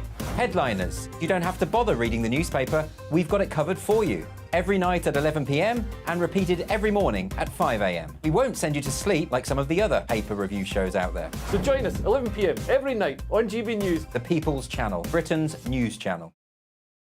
I think the most exciting bit for me is talking to people. People who I think are ignored often by the major news channels. We're going to give news they want to hear. There's a voice there that needs to be heard. I think there's a chance here for a diversity of opinion to be expressed, which you don't find elsewhere. It's really exciting. We don't hold back. We're free to say how decisions that are taken here affect us all around the country. Only on GB News, the People's Channel, Britain's news channel. I'm Michelle Dewberry, and I'm not here to tell you what to think. I'd much rather hear what you have to say. So send in your opinions to gbviews@gbnews.com. Keep them clean, and you never know, I might read them out. With my panel here on Jubes & Co, we debate, we get stuck into the issues of the day on a show where all views are welcome, especially yours. GB News, the People's Channel, Britain's news channel. In the GB Newsroom, we bring you the news as it happens. With our team of dedicated journalists across the UK, we're ready to give you accurate reporting every day. When the news breaks, we'll be there with bulletins on GB News, the People's Channel, Britain's news channel. Your weekend starts here with Friday Night Live with me, Mark Dolan, 8 till 9 on GB News. Big stories, big guests and big laughs as we get you ready for a cracking weekend. That's Friday Night Live with Mark Dolan. Fridays 8 till 9 on GB News. Bring your own drinks. The admission's free. Good afternoon, Britain. Good afternoon, Britain. Join us, Tom and Emily, To find out what's happening in the heart of Westminster. and why it matters to you. Weekdays from midday, we bring you the most compelling stories from across the United Kingdom. And from your doorstep to our inbox. That's right, we want to hear from you. GB News, Britain's news channel. Big news, big debates, big opinion. Patrick Christie's Tonight is the week's biggest show. Every weekday, 9 to 11 p.m, we've got the inside track on the day's top stories. There'll be sharp takes you won't get anywhere else. We will set the news agenda, not just follow it, and I want to bring you along for the ride. Whatever it is, we'll have our finger on the pulse. It's news, but it's this close to entertainment. Patrick Christie's Tonight, 9 to 11 p.m, only on GB News, the People's Channel, Britain's news channel.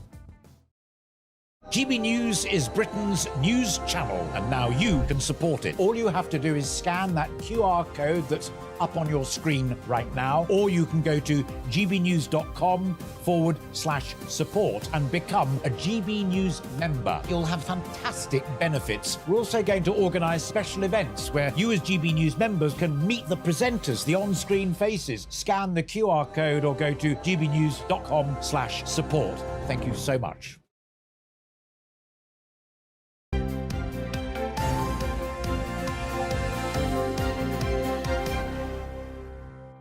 7:27. So the breaking news is US and UK forces involved in strikes, airstrikes on Houthi targets in Yemen in response to what we've seen over the last couple of days, indeed attacks on US and UK warships guarding cargo vessels in that area. Let's get the latest from Mark White, our security editor, and Robert Fox, the defence editor of the Evening Standard, here as well. I mean, we are getting a clearer picture as to what happened, but do we know how successful these strikes have been, Mark? Well, we don't know just how efficient they were at taking out the intended targets, but certainly we are told that they struck 60 separate targets in 16 locations, and they used about 100 of these guided munitions. As far as the UK is concerned, well, the commitment that we were able to provide here militarily is relatively modest. The vast majority of the strikes were conducted by the US. I mean, the planes we're seeing taking off right now are UK. Yes, those are RAF Typhoon combat jets. 4 of those took off from RAF Akrotiri in Cyprus. Now, that's 1,700 miles down to Yemen. And then, of course, you've got to get back again. So they required the support of RAF Voyager tanker aircraft as well. Now, it's not ideal to fly a combat aircraft all that distance, then to carry out the strikes on targets and to return. The ideal way to do it, of course, would be the way that the US is doing it, which is actually from the Red Sea itself with their supercarrier, the Dwight D. Eisenhower. And we know that aircraft from the Dwight D. Eisenhower took off and were involved in those strikes. Their shipping as well, their naval ships, also have land attack capability. They have Tomahawk cruise missiles. Our ships don't have that land attack capability, not to any really useful degree. Of course, they've got naval guns on board, but you're not going to fire at Yemen through a 4.5-inch naval gun. You want strike missiles like Tomahawks. Our only ability to do that from sea is through our attack submarines. There's no indication that any of our astute attack submarines are in the Red Sea area at the moment. They have not been involved. The other way, of course, is our own aircraft carrier. Well, we've got the high readiness carrier at the moment, which is HMS Queen Elizabeth. That's just come back from deployment and it's in Portsmouth at the moment. Now, that could, at relatively short notice, be sent to the Red Sea. But then if you send it to the Red Sea, you require more ships to protect that particular aircraft carrier from potential drone and missile strikes from the Houthis. And whether we have that number of ships available to do that is very questionable at the moment. We've also got an issue with the F-35 combat jets that fly from our carriers. We have a total of about 30 at the moment, but most of them, about half of them, are actually being used for training. So again, that really cuts down the number that would be able to be actively deployed at any one time. So there's some real issues. I mean, we're showing a map at the moment of the Red Sea and the surrounding areas. Robert Fox, could you explain? Because we were talking earlier, weren't we, about so many people have no idea where Yemen is or why it's strategically important, why the Red Sea is strategically important to the point that we are defending it actively now. Can you explain to us the geography? But the role of the geopolitics, the role of Yemen in the Middle East is a very, very curious one, very important for Saudi Arabia. You have very mixed families, but also tribal rivalries. The bin Laden family, a lot of it originally came from Yemen, for example.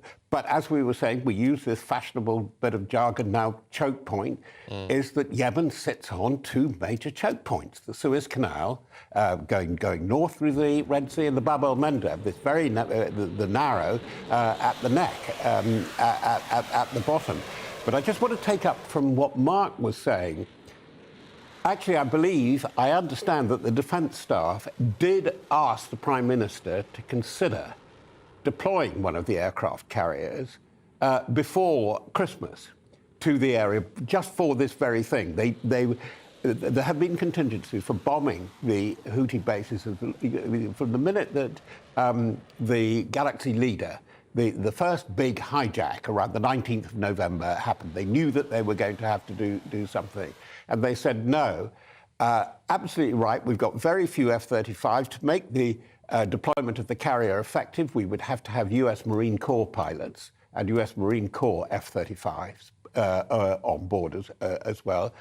And as Mark says, you'd need another destroyer, you would need probably a submarine just to escort it. But it is the ideal way to strike into Yemen. But watch this space. Is there a sense, though, with the timing on this? I mean, we're told this is response to what the drone attacks on, I think it was Tuesday, wasn't it? Yes, it was Tuesday. On US and UK warships in the Red Sea. Now, if they'd have done anything prior to that actually happening, would it therefore have been seen as aggression? As preemptive, possibly. I think the red line, I think it's absolutely clear, if there was a direct attack, which indeed there was, and if they'd sunk one of the big freighters or carriers. Yeah. But we've had fires, they've been getting very close, they've managed to deflect, but there have been the swarm attacks by boats. This is the thing that we're learning about. It's quantity almost as much or more than quality, with drones, with these attack boats, and they have drone boats, even small boats, packed full of explosives. They headed one off just the other day, 2 or 3 days ago. But the extraordinary thing is, sorry to bang on about it, you know, I'm not making mischief deliberately over British defence policy. One of the things in promoting these drones that we're going to give to a British manufacturer to Ukraine is the Ukrainian military have turned around, you know, my contacts tell me and say, why aren't the British Army trying and testing it? Have you provided to them? Because actually we've spent nearly £3 billion on 2 very expensive drone systems. One's called Protector, we know, but the other is called Watchkeeper, which has been around for 17 years. It's out of date. There's got to be a real adjustment of thinking, a bit of a right turn going on there. And I think the PM is getting to grips with it. The other thing, by the way, in parenthesis, we heard from Steve Gill, is the black market and the mafia trading that's been going on with arms and armaments in and around Ukraine. It's not a pretty picture. How do we not get a grip on that? If he was saying $1 billion worth of armaments have gone missing, or unaccounted for. Unaccounted for. I mean, I suppose $1 billion doesn't go that far, in a sense. Sorry, I don't want to go off on one, but know, in the Balkan Wars in the 1990s, oh boy, the black market armaments trade was fantastic, and particularly when you put embargoes in place, you get embargo, sanctions busters, and it actually, the way the thing happened against Yugoslavia, Serbia in the 1990s, hugely boosted mafia activity across the Balkans. I think there's a bit of that going on, and I think that Mr. Zelensky is going to be asked some very hard questions about all of this. OK, we're just going to come back to you two in just a moment, but we'll be talking about the cost of all of this. Yeah, and the fact that Prime Minister Sunak is in Ukraine today, in Kiev, pledging more money. More money. Is it 2 billion? 2.5 billion. 200 million will go to providing British manufactured drones as well, hundreds of those that will be given to Ukraine. Drones are the watchword at the moment, isn't it? They're being used to such good effect, clearly, by both Russia and Ukraine. Yemen are doing that now and causing lots and lots of issues for commercial shipping, indeed, our naval vessels out in the Red Sea. Well, are we doing the right thing financially and politically in all of this? Let's talk to defence analyst Chris Newton and former head of counter-terrorism at the MOD. Chip Chapman, good to see you both this morning. Chip, what do you make of all of this? Well, I think the attacks were probably inevitable after the defensive operations that they'd had under Operation Prosperity Guardian. The attacks by the Houthi, the complex attacks on the 9th of January, were the 27th strikes by the Houthis since 19th of November. You can only defend for so long. I think the key thing is keeping sea lanes open has always been a UK vital interest, and this is one of those challenges to the rules-based international order. Freedom of navigation is the bedrock of the global trade, and the Bab el-Mandeb is a choke point or vital artery which must be protected, along with the Strait of Hormuz and the Malaccan Strait, for example, down in Asia. It seems such a big challenge, does it not, Chris Newton? I mean, is there any way we can do anything effective enough before we run out of money and troops? Yeah, good morning.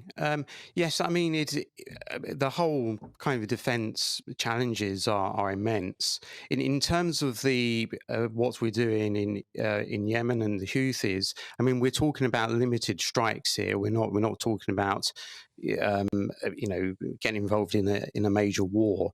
So we're talking about sort of limited strikes. I don't know how long the government wants to proceed with the operation, but that is, as you know, Tan, one part of a whole big defence picture which includes Ukraine, and I would argue that both of these issues are important for British national interest. I tell you what, particularly as we've got you on, Chip, in your previous role, we've been told retaliation. Well, look, it's one thing, bad enough as it would be to retaliate on ships in the area, but does this raise concern for what could happen back here at home? Yeah, I think it always does. And having watched your programme this morning, people have said they don't know where Yemen is. I actually used to go to Yemen a lot. And President Hadi, who was the president until 2018, once told me that the Houthi he described as the Hezbollah of the north, they even had the same flag, that is, that their stronghold was in Sada. Now, there's always blowback, and you've seen people already from the very left of the spectrum try and say that, for example, sea lanes seem to be more important than people, i.e. that's linking it with the Gaza. And from the Houthi perspective, they tend to do that because the Houthis are part of this unity of fronts against Israel from the Iranian perspective. It is part of the theatre of war from their perspective, part of this ring of fire. And there was a 1,000-mile ballistic missile earlier in the Israeli Gaza campaign fired by the Houthis towards Eilat in Israel, which is one of the major seaports. So there could be blowback. There could be, again, this sort of radicalization. There is a diaspora Yemeni community. There's a large Yemeni community, for example, in Cardiff. Some of those, for example, after the IS campaign, went to Syria. So there is always the potential of blowback. That is mitigated, of course, by the competence of your security forces. And Chris Newton, what of Iran's role in all of this? Yeah, I mean, Iran is pretty much, as far as we know, kind of directing and providing the intelligence for the Houthis. And given that Iran has not responded directly to Israel's operation in Gaza, and Hezbollah to the north has not got involved, this is Iran's, the Houthi attacks on Western shipping is kind of Iran's way of defiance of making its point and showing that Iran can still kind of act with its proxies militarily against what is happening. But what Iran does next is an interesting question. As I say, they couldn't respond directly in terms of Israel. They're pursuing this with the Houthis, and now that's invited a Western response, and they're also attacking in US bases in Iraq and Syria. So how do they escalate next? And do they escalate? What's their next move? Which begs the question, Chip. As much as we've been trying to avoid or trying to influence the de-escalation in terms of a regional conflict, and Antony Blinken, US Secretary of State, been really trying very hard to do that over the last week. Could this be a trigger to actually make things worse? Well, there was a joint statement issued only about an hour ago which said that the aim was to de-escalate tensions and restore stability in the Red Sea. Now, you can escalate in 7 ways. You can escalate by weapons, objectives, targets, domains, geography, rhetoric, or mobilization. Now, I expect to see more rhetoric from the Iranians, and you've got to keep in context, of course, that both the Saudi Arabians and the UAE were involved and have been involved in a conflict against the Houthis since 2015 under a thing called Operation Decisive Storm, which has neither been decisive nor a storm. So the real problem here is this a single event, i.e. to restore deterrence, or is this start of a campaign? Now, they've said that the aim here is to disrupt and degrade the capability of the Houthis. It is not to absolutely destroy that. You try and go back to restoring deterrence. This is deterrence by punishment. But the key thing is, what if it doesn't work? Because one of the variables is you don't really ever know at the start of these sorts of operations what the power of resistance of the Houthis is. And Iran would potentially fight to the last Houthi. They won't fight to the first Iranian. Now, in 1988, under a thing called Operation Praying Mantis, the Americans actually destroyed 5 Iranian ships to restore deterrence and effectively end the mining of international waters in the Strait of Hormuz. There is potentially, if you really were going to escalate, 2 things. Firstly, the Americans could do that against the surveillance ship of the Iranians, which is in the Red Sea area, MV Beshad, and they've also got a frigate, the Al-Borz. But secondly, the worst case from the Iranian perspective is they also have another grouping of one of their sort of proxy armies with the Polisario Front in Morocco. The worst case for them is that they've said that they would close the Strait of Gibraltar and therefore access to the Mediterranean Sea. Now, I don't think they have the capability to do that, but that would probably be seen as an act of war were that to take place.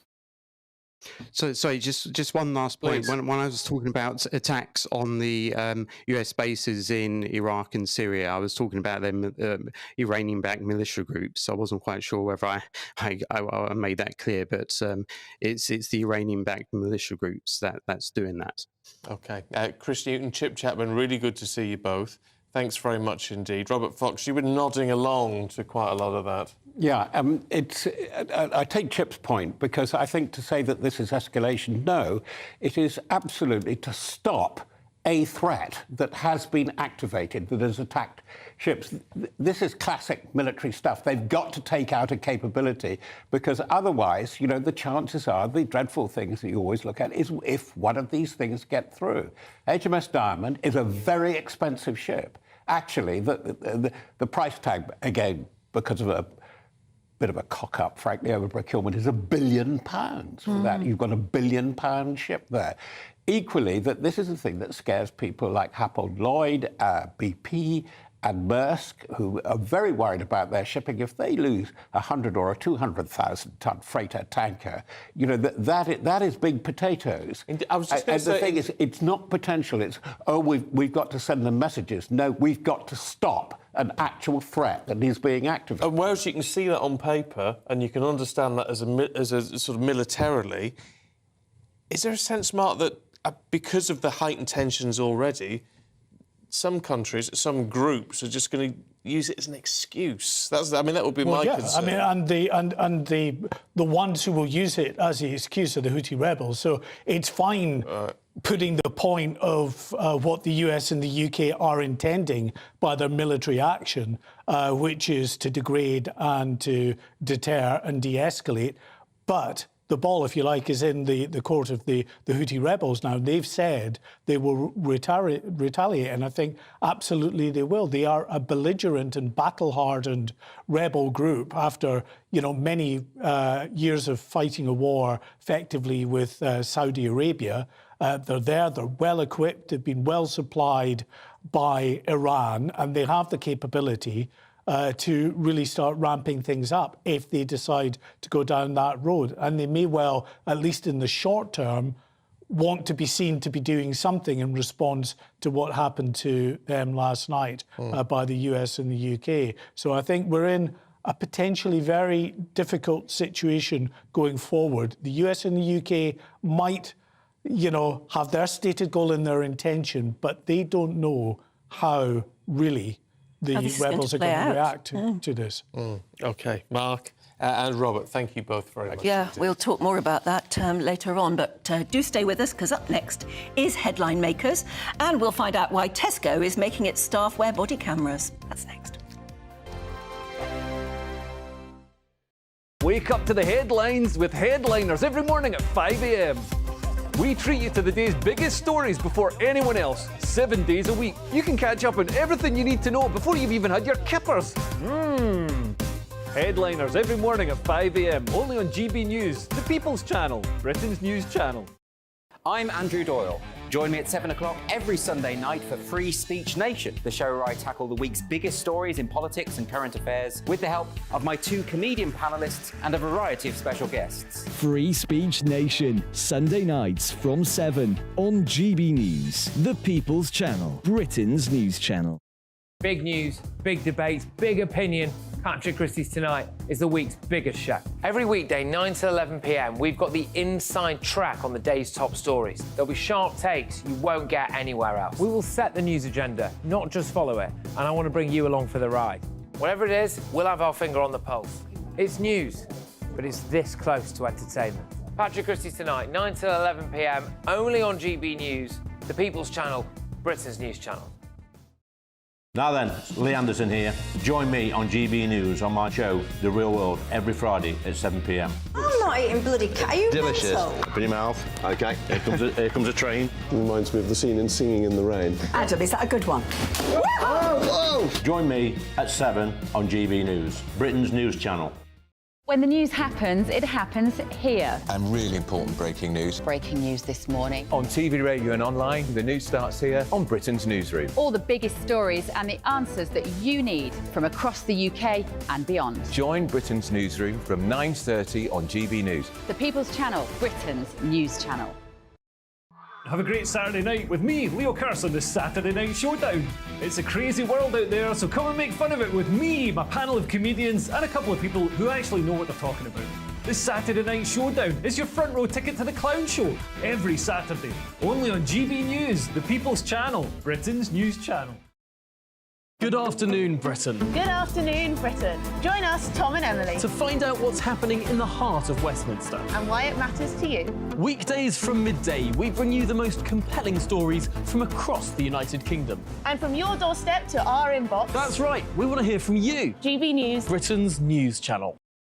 GB News, unlike other broadcasters, isn't obsessed with the London-Westminster bubble. We think there's a nation beyond the M25, and that's why we talk about the issues that matter across the land. Join me on State of the Nation, 8 to 9 o'clock, Monday to Thursday, on GB News. Daisy's listening, and you should too.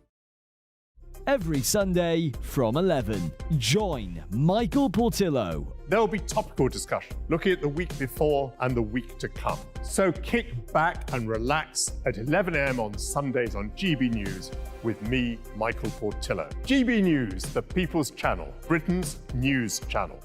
When the news happens, it happens here. And really important breaking news. Breaking news this morning. On TV, radio and online, the news starts here on Britain's Newsroom. All the biggest stories and the answers that you need from across the UK and beyond. Join Britain's Newsroom from 9:30 on GB News. The People's Channel, Britain's news channel.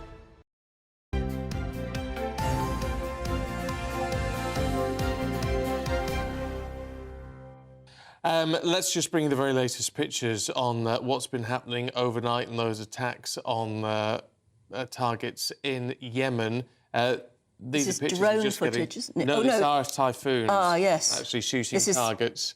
Literally footage of the strikes that we were talking about. Yeah, losing some of the focus on that, as you can see, the sort of black and white targeted pictures. But these are some of the attacks. I think Mark White said 60 targets had been hit. A strategic attack, so the Prime Minister has told us. But these are the latest pictures coming from the MOD this morning of that attack taking place, or at least some of those attacks taking place by typhoons. There was drone attacks as well, we understand it. But we'll bring you more details on that and a clearer look at these pictures and some explanation from our security editor. About what we're a actually bit later seeing. on, Yeah. OK, very quick headline makers now with journalist and author Susan Holder and broadcaster Pete Price. Thank you so much for coming back. We'll have to whip through it. Pete, tell us about what Tesco are doing. It's dreadful. Tesco staff are to get body cams after the rise of abuse and theft by customers. The picture is in the paper of them barricading the doors to stop people coming in.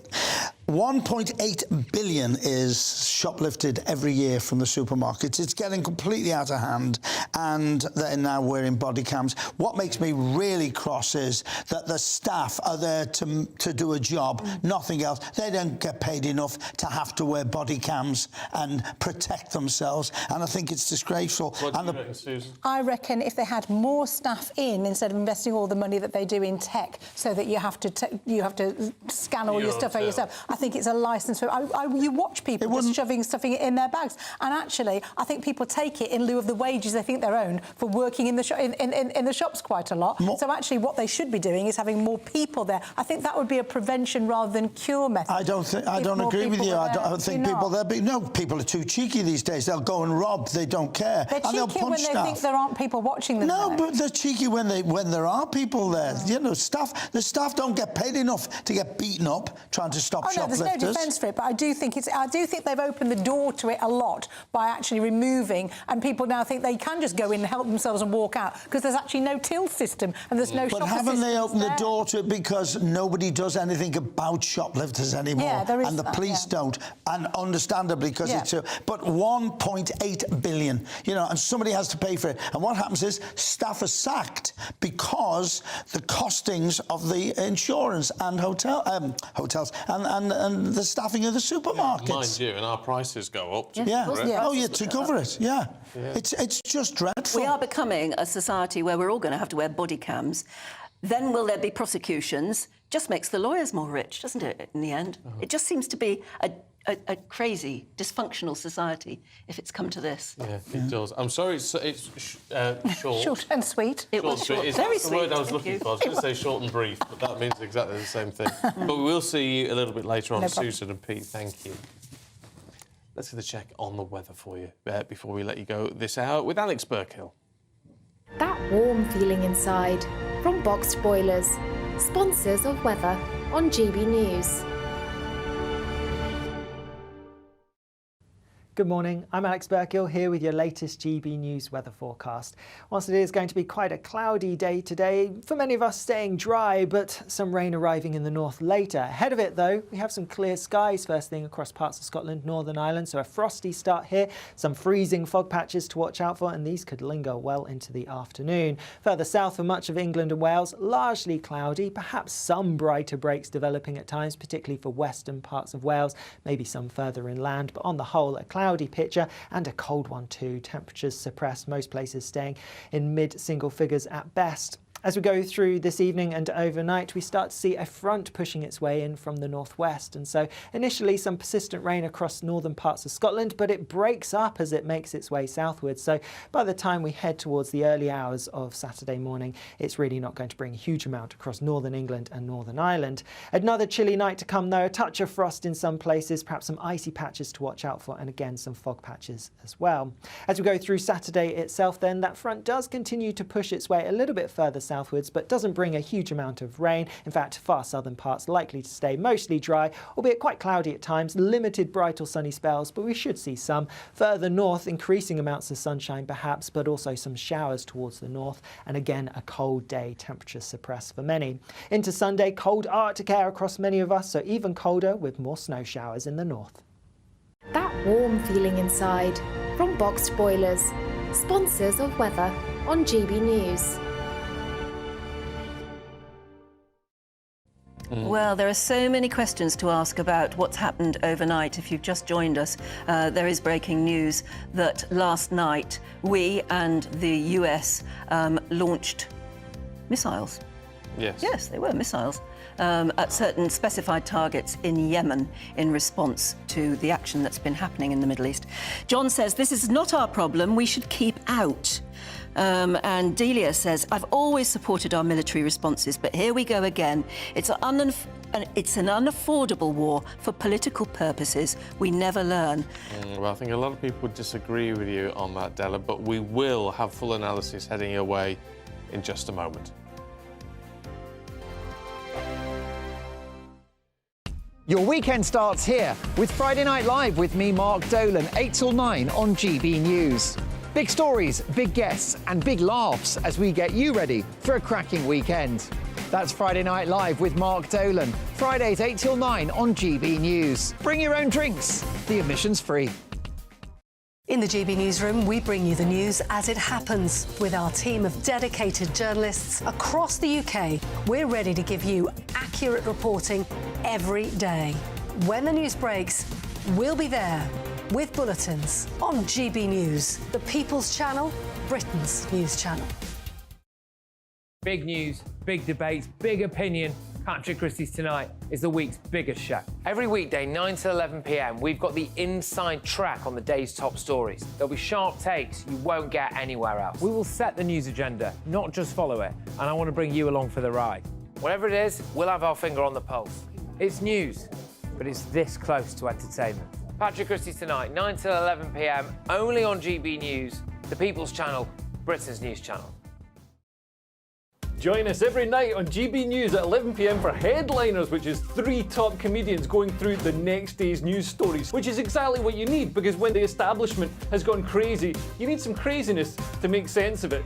Headliners. You don't have to bother reading the newspaper. We've got it covered for you. Every night at 11 p.m. and repeated every morning at 5 a.m. We won't send you to sleep like some of the other paper review shows out there. So join us 11 p.m. every night on GB News, the People's Channel, Britain's news channel. I'm Michelle Dewberry, and I'm not here to tell you what to think. I'd much rather hear what you have to say. So send in your opinions to gbviews@gbnews.com. Keep them clean, and you never know, I might read them out. With my panel here on Jubes & Co, we debate, we get stuck into the issues of the day on a show where all views are welcome, especially yours. GB News, the People's Channel, Britain's news channel. Tired of the usual focus-tested, pre-prepared Westminster runaround? Well, so am I. So you want higher taxes? Is your department to blame for this? Are you rethinking this policy? Every Sunday at 9:30, I'll be sitting down with those in power to get the truth about the issues affecting you. Let's be honest, we've known about the cost pressures of this project for years, not months. That's the Camilla Tominey Show, a politics show with personality. On GB News, the People's Channel, Britain's news channel. I think the most exciting bit for me is talking to people. People who I think are ignored often by the major news channels. We're going to give news they want to hear. There's a voice there that needs to be heard. I think there's a chance here for a diversity of opinion to be expressed, which you don't find elsewhere. It's really exciting. We don't hold back. We're free to say how decisions that are taken here affect us all around the country. Only on GB News, the People's Channel, Britain's news channel. Good afternoon, Britain. Good afternoon, Britain. Join us, Tom and Emily, To find out what's happening in the heart of Westminster. and why it matters to you.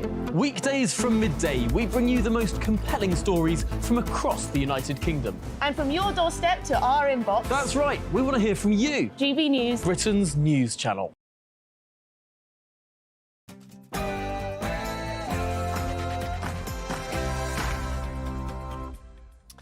Good morning. Just coming up to 8 o'clock on Friday, the 12th of January. Overnight, US and UK forces have carried out airstrikes against Houthi rebel targets in Yemen. It's a joint response to attacks by the Iranian-backed Houthis on ships in the Red Sea. And the Houthi Deputy Foreign Minister warns the US and the UK will pay a heavy price for this blatant aggression and insists its attacks both on Israel and on commercial ships in the Red Sea will continue in response to Israel's war in Gaza. Well, the Prime Minister says the strikes are limited, necessary and proportionate action in self-defence. Strikes are reported in Houthi-controlled parts of Yemen, including the capital Sana'a. We'll have full analysis from our security editor, Mark White. Well, as the Houthi rebels say that they will retaliate, Russia has called for an emergency meeting of the United Nations Security Council. The Armed Forces Minister, James Heappey, has told us that the US and the UK had no choice but to act. The action last night was the necessary, proportionate, limited response required to act in self-defence of the UK and US warships. And in other news, hundreds of post office branch managers could have their convictions overturned by the summer. The pressure is on for the company responsible for the faulty IT to pay their compensation, not the taxpayer. We're going to have a quick look at the sport as well later on this hour with Paul. Football World sends their love and support to Sven-Goran Eriksson. Andy Farrell's the new coach of the British and Irish Lions. And just ahead of the Australian Open, which begins on Sunday, Novak Djokovic tries a different sport. And he's not that good at it. And Alex Burkle has your weather. Morning. Watch out for some harsh frost and some patches of freezing fog across Scotland and Northern Ireland this morning. Elsewhere, it's going to be a cloudy but cold day. Morning to you. I'm Stephen Dixon. And I'm Anne Diamond, and this is Breakfast on GB News.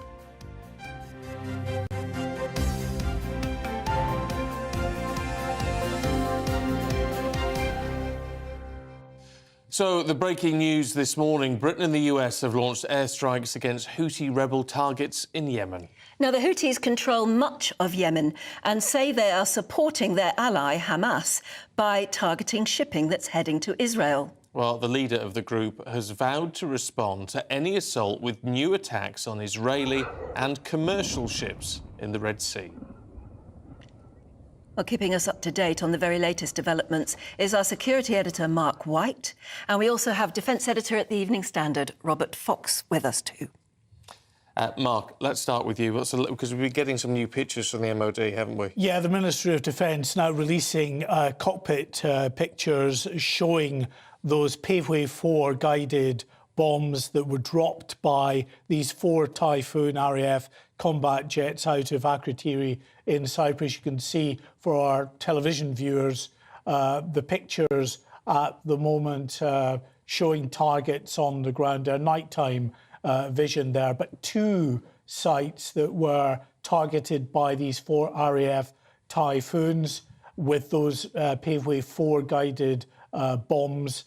We don't know of the, just how effective any of these strikes were, but we do know there were 60 separate strikes across 16 sites in Yemen, including sites in the capital Sana'a. And those sites included sites that were used for the manufacture of the munitions that are being launched towards those ships in the Red Sea. And this is why we're looking at this action, really, is because we have had weeks and weeks now of drones and missiles being launched by the Houthi rebels at the commercial shipping and indeed naval vessels in the Red Sea. So has it been made clear then whether the attacks have been on munitions, hardware, rather than personnel? Well, the intention, as we understand, was never to go after personnel, certainly not civilian areas. There is always the potential and the risk of collateral damage. But inevitably, these military sites will have military personnel manning the sites. So, yes, I'm sure there will be military casualties, but they are going after sites, as I say, linked to the drones and the missiles that are being sent off to degrade and dismantle that capability. And also, we should say the Yemen's capability, or at least the Houthi rebels' capability to launch attacks against those combat jets from the US and the UK as they fly over Yemen. So command and control radar sites and the like have also been targeted in this wave of attacks last night. Isn't it true as well, though, Robert Fox, that Houthi, rather like Hamas we've seen in Gaza, do tend to, if they feel that they may be targeted in any way, they do tend to put civilians in those sites, military sites? Yes, we know a bit about the 2 sites that the British Typhoons, the 4 Typhoons, attacked. They were drone facilities, particularly reconnaissance drones, which are very important. It was also symbolic. Of course, as Mark has been saying, the British have been by far away from being the main effort in this, but it was a necessarily important part to have a vital ally in there. And it's interesting, it's just Britain. I would have expected, because they do have vital interest there, the French to get involved. They've been remarkably silent about this. The 2 centres were in the northwest, which is, by the way, Houthi heartland. Houthi tribal heartland is where the movement grew and generated in the last century. And there are symbolic gestures being made, but it was quite real. That I understand that they were drone factories, but some of the drones could deliver weaponry, but it's primarily the reconnaissance drones that they really want to get at. And when they're saying they want to degrade it, this was a military operation to deal with a defined and really understood military threat. There was, as I said, messaging with the various places that they went to, with the facilities around the capital, Sana'a. But of course, one of the big hubs is the port of Al Hudaydah, which is where the Galaxy Leader and its crew, hijacked crew, is. It is the port. And that is where you do have the risk of collateral damage. It's where aid goes through. It's the big aid facilities. It's a very difficult one. But again, as Mark was suggesting, the battle damage analysis will be done like crazy. It will be done in the battle group of the carrier Eisenhower. It will be done in Cyprus. They will be using satellite surveillance, but they will also be using some manned aircraft to fly over and have a look at what they've done. Now we've got daylight. I'm sorry to sort of drag it back to basics a little bit, Robert, on this, but so we've had. I thought hitting military targets is pretty basic. Well, no. But it's a case of why are we doing this? Because I mean, so John said this isn't our problem. We should keep out. Della's said it's just an unaffordable war for political purposes. We are talking about, in terms of the shipping lanes, never mind the attacks on our own vessels, a UK vital interest, aren't we? Yeah, it is. I mean, these are shipping that affect things that are going to appear in our shops and our gas stations, and it affects the insurance market. As I was saying, I know that the Ministry of Defence, for goodness sake, has been looking at the fluctuation in maritime insurance across the region since November, since the attacks began. No, I'm sorry, I do disagree with them. This is a vital interest, and where Britain and British interests and British welfare and prosperity is directly involved. Thinking of the commercial shipping going, one of our viewers has said, what's China going to think of all this? Because a lot of the goods on those commercial ships will be Chinese goods, won't they? Anne, very, very good question. What are they doing? They are watching very closely. And I think, again, my colleague Mark was saying, you know, there is quite a big Russian and Chinese naval presence in the region, and they are doing the radar equivalent of sitting on your hands and really watching. Of course, Russia's linked to Iran. Well, this is the wicked problem for them, because they're now interlinked with Iran because of the vital supply. It proved increasingly important of very cheap drones, very capable drones and drone technology from Iran going to the Russian war effort in Ukraine. But they're hoist with that. Are they stuck with Iran and its proxies and what they're trying to do across Iraq, across Syria, across the Gulf, come what may? And I think that this was the spectre that the former terrorist advisor, Major General Chip Chapman, has just been saying on your show. It's absolutely right. It is very, very complex, this thing. It's looking like a wicked problem. And a wicked problem is where one solution cuts out another. But the Russians are not in as happy a place as might have been thought about this. They've got the problem with Hamas. They had very good relations with Israel up until quite recently. They've got Ukraine, and they've got dependence in a strange way on Iran now. Look, more analysis from Robert, and we'll chat to Mark coming up in just a second. Yeah, because, I mean, we were talking about the effect being on anything that's shipped commercially. Our prices are going to go up, but apparently so is our energy prices. Maybe being caused by the impact of what's going on.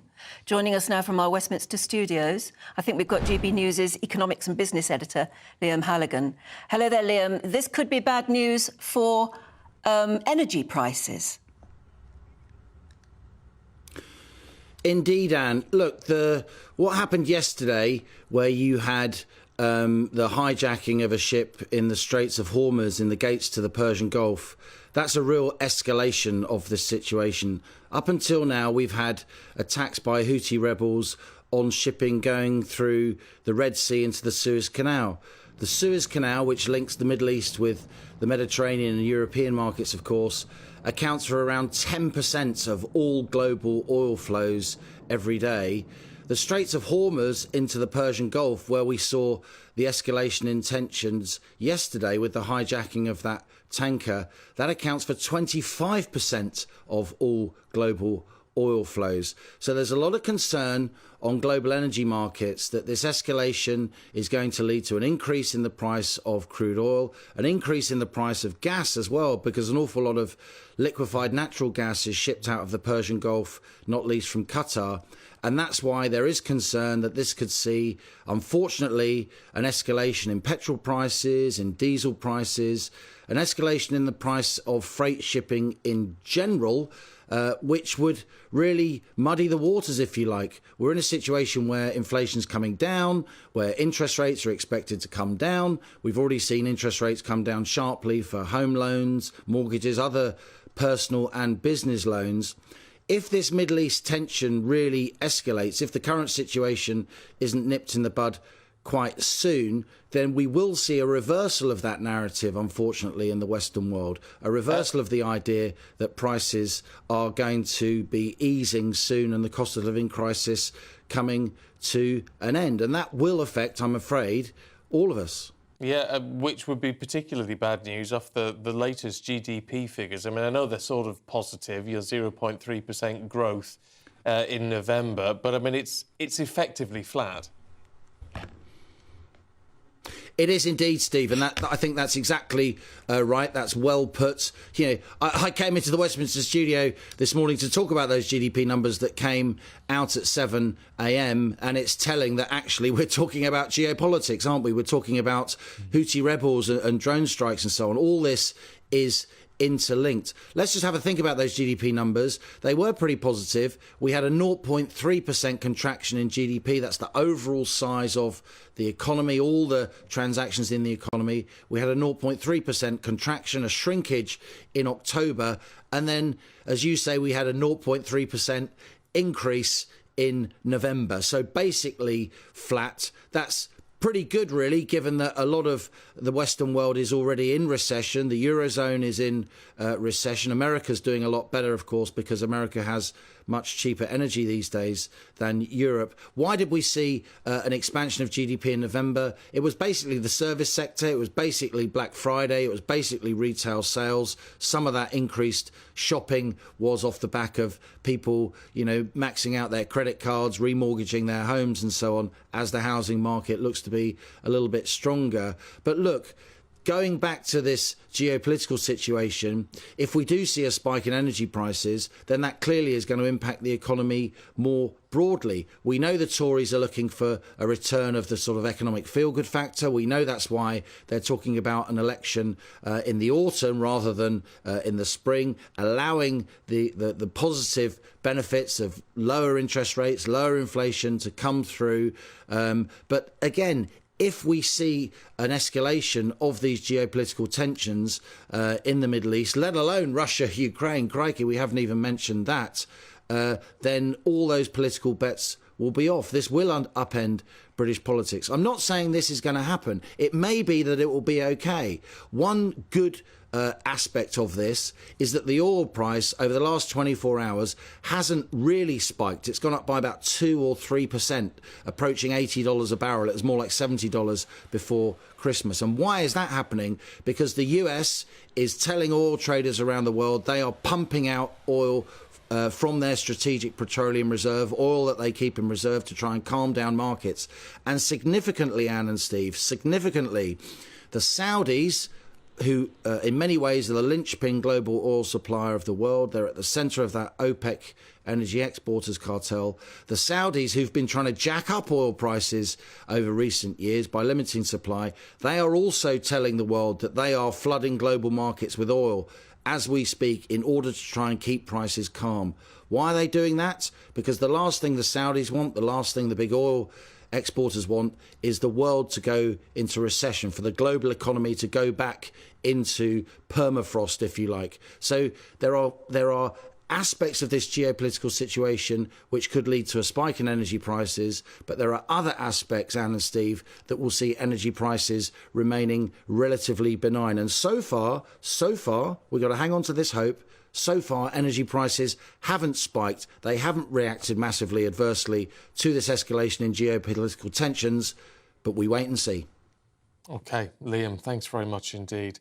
But let's bring it. Let's get Mark White to have a look at these as well, Mark. These are social media shots.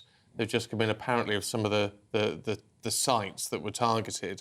So let's have a look at those Yeah, nighttime shots of explosions over a number of locations. So we know that the capital, Sana'a, has been struck. We know that other locations in the northwest of Yemen, which is a part of the country which is a Houthi rebel stronghold, have been targeted, and they include sites that are linked to the manufacture and the deployment of these drones and these missiles, as well as kind of self-defense radar installations as well, because they want to protect the combat jets from the US and the UK that are flying over Yemen to conduct these particular strikes. Now, we heard from James Heappey, the Armed Forces Minister, a little earlier, who said that the intention is that these strikes are limited, proportionate, and necessary. Well, that's his intention, but that will not be the way in which they are regarded, of course, by the Houthi rebels on the receiving end of this. They have said very clearly that they will retaliate, and I think in the hours ahead, we will probably see some sort of escalation or retaliation from them. They will want to be seen. Well, to they'll do retaliate something. in the forms of, images as well, won't they? Propaganda images of maybe civilians being killed by those strikes. A very good point. If there are any collateral casualties in the form of civilian casualties, then yes, those pictures will be utilised for propaganda purposes and put out by the Houthi rebels. And so I think in the first instance, you've got US, UK military assets, commercial assets in the way of shipping and the like in that area now on heightened alert for the potential of other strikes. So Syria and Iraq, for instance, they have US bases in those two countries have come under sustained attack in recent weeks from groups linked to Iran. Of course, we know the Houthis are linked to Iran as well. The US and the UK say quite clearly that as far as they're concerned, Iran is a malign actor here. It's pulling the strings for a number of these groups, be it Hamas, be it Hezbollah in Lebanon, be it the groups out in Iraq and Syria, and of course the Houthi rebels. It's supplying them, it's giving them the very least tacit support, if not actually more in the way of support and infrastructure, munitions and intelligence to go ahead with the strikes that they've been carrying out. OK, let's just get some analysis from Defence and Foreign Affairs Editor at The Telegraph, Con Coughlin, who joins us now. Con, good to see you this morning.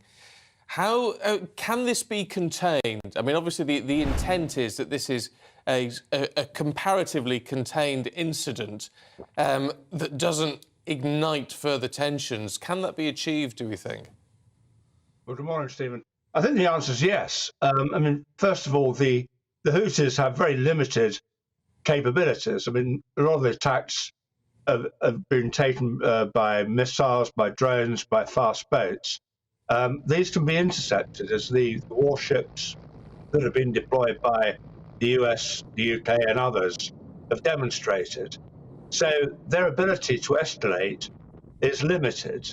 And also, I think, I mean, we've talked, I heard your other contributors talking about Iran earlier. I mean, the Houthis, to my mind, are doing Iran's business. They are supported by Iran. A lot of these missiles, a lot of this technology that's been used comes from Iran. So Iran does not want a direct confrontation with the West. That's been clear since the whole Gaza crisis came up. So in that sense, I think, yes, it is possible to contain this. But I mean, the main thing, but from the West point of view, and what Liam was saying, is we've got to get this trade route, one of the world's main trade routes, back functioning again before the global economy suffers serious harm. Do you think this was a sort of something that was always going to happen, and that it was just a matter of time before this escalated? Because it's been threatened for a long time, and now it's almost as though the Houthis have got the excuse of supporting Hamas to make this happen. Yeah, well, in my view, we should have taken action along some time ago. I mean, we've had a lot of threats, but the Houthis have been allowed to continue disrupting trade. They've said that they started out by saying they were trying to disrupt trade to Israel, but that's broadened to attacks to Western shipping. You were talking earlier about the role of China and Russia. What's interesting is they're not attacking any shipping going to China or Russia. They are attacking Western shipping, and this is part of Iran's ploy to put pressure on the West to tone down its support for Israel and its war against Gaza. So it is interrelated in that respect. But I think the fact that we're doing it now, good, but we should have done it weeks ago. It's a classic case. We waited for the crisis to emerge before we've acted, and we could have prevented a lot of this disruption to shipping around the Red Sea and coming into the Suez Canal if we'd acted when the Houthis first started carrying out these attacks. Look, just to throw a little bit extra in the mix, we've heard, of course, Con, that The Prime Minister's gone to Kyiv today, where he's announcing £2.5 billion of extra funding. Whereas, I mean, it'd be a pre-planned visit. It seems particularly bad timing at the moment. But I mean, this just goes to emphasise, doesn't it, how stretched we are financially, if nothing else. Well, we're stretched financially and we're also stretched militarily. I mean, you know, the Royal Navy is now getting involved with the Houthis at a time when, you know, we don't have enough sailors to man our Royal Navy ships. So, you know, there are many dimensions to this.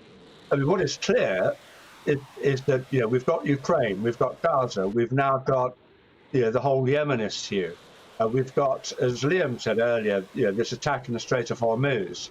So the Iranians are playing around at the fringes. And what we need, what the West needs and what Britain needs, are robust military forces, properly equipped, properly resourced to tackle these challenges and make sure that our interests are protected globally.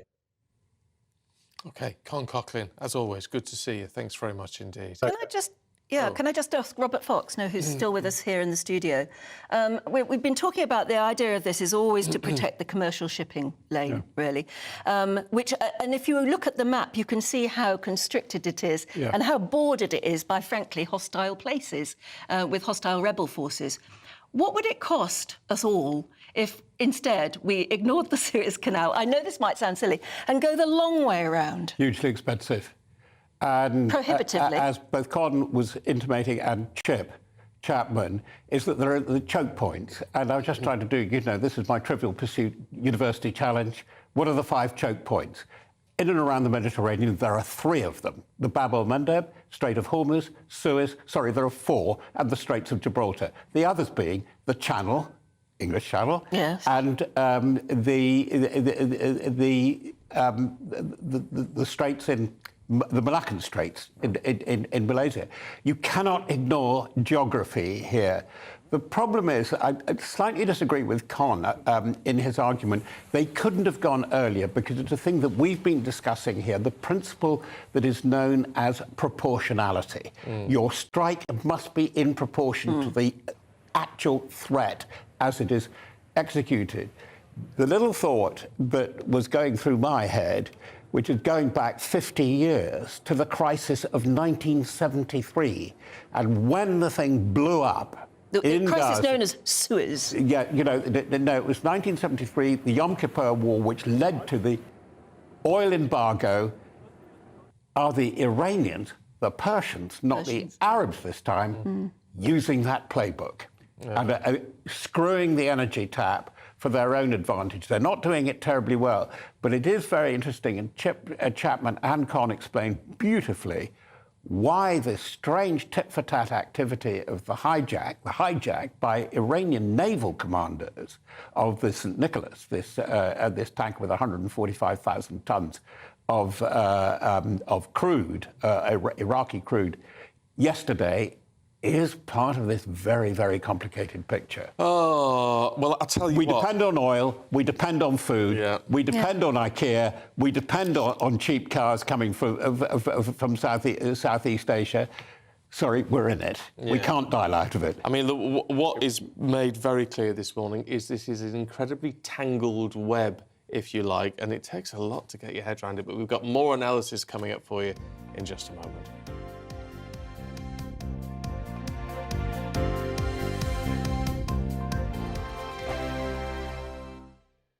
GB News is Britain's news channel, and now you can support it. All you have to do is scan that QR code that's up on your screen right now, or you can go to gbnews.com/support and become a GB News member. You'll have fantastic benefits. We're also going to organise special events where you as GB News members can meet the presenters, the on-screen faces. Scan the QR code or go to gbnews.com/support. Thank you so much.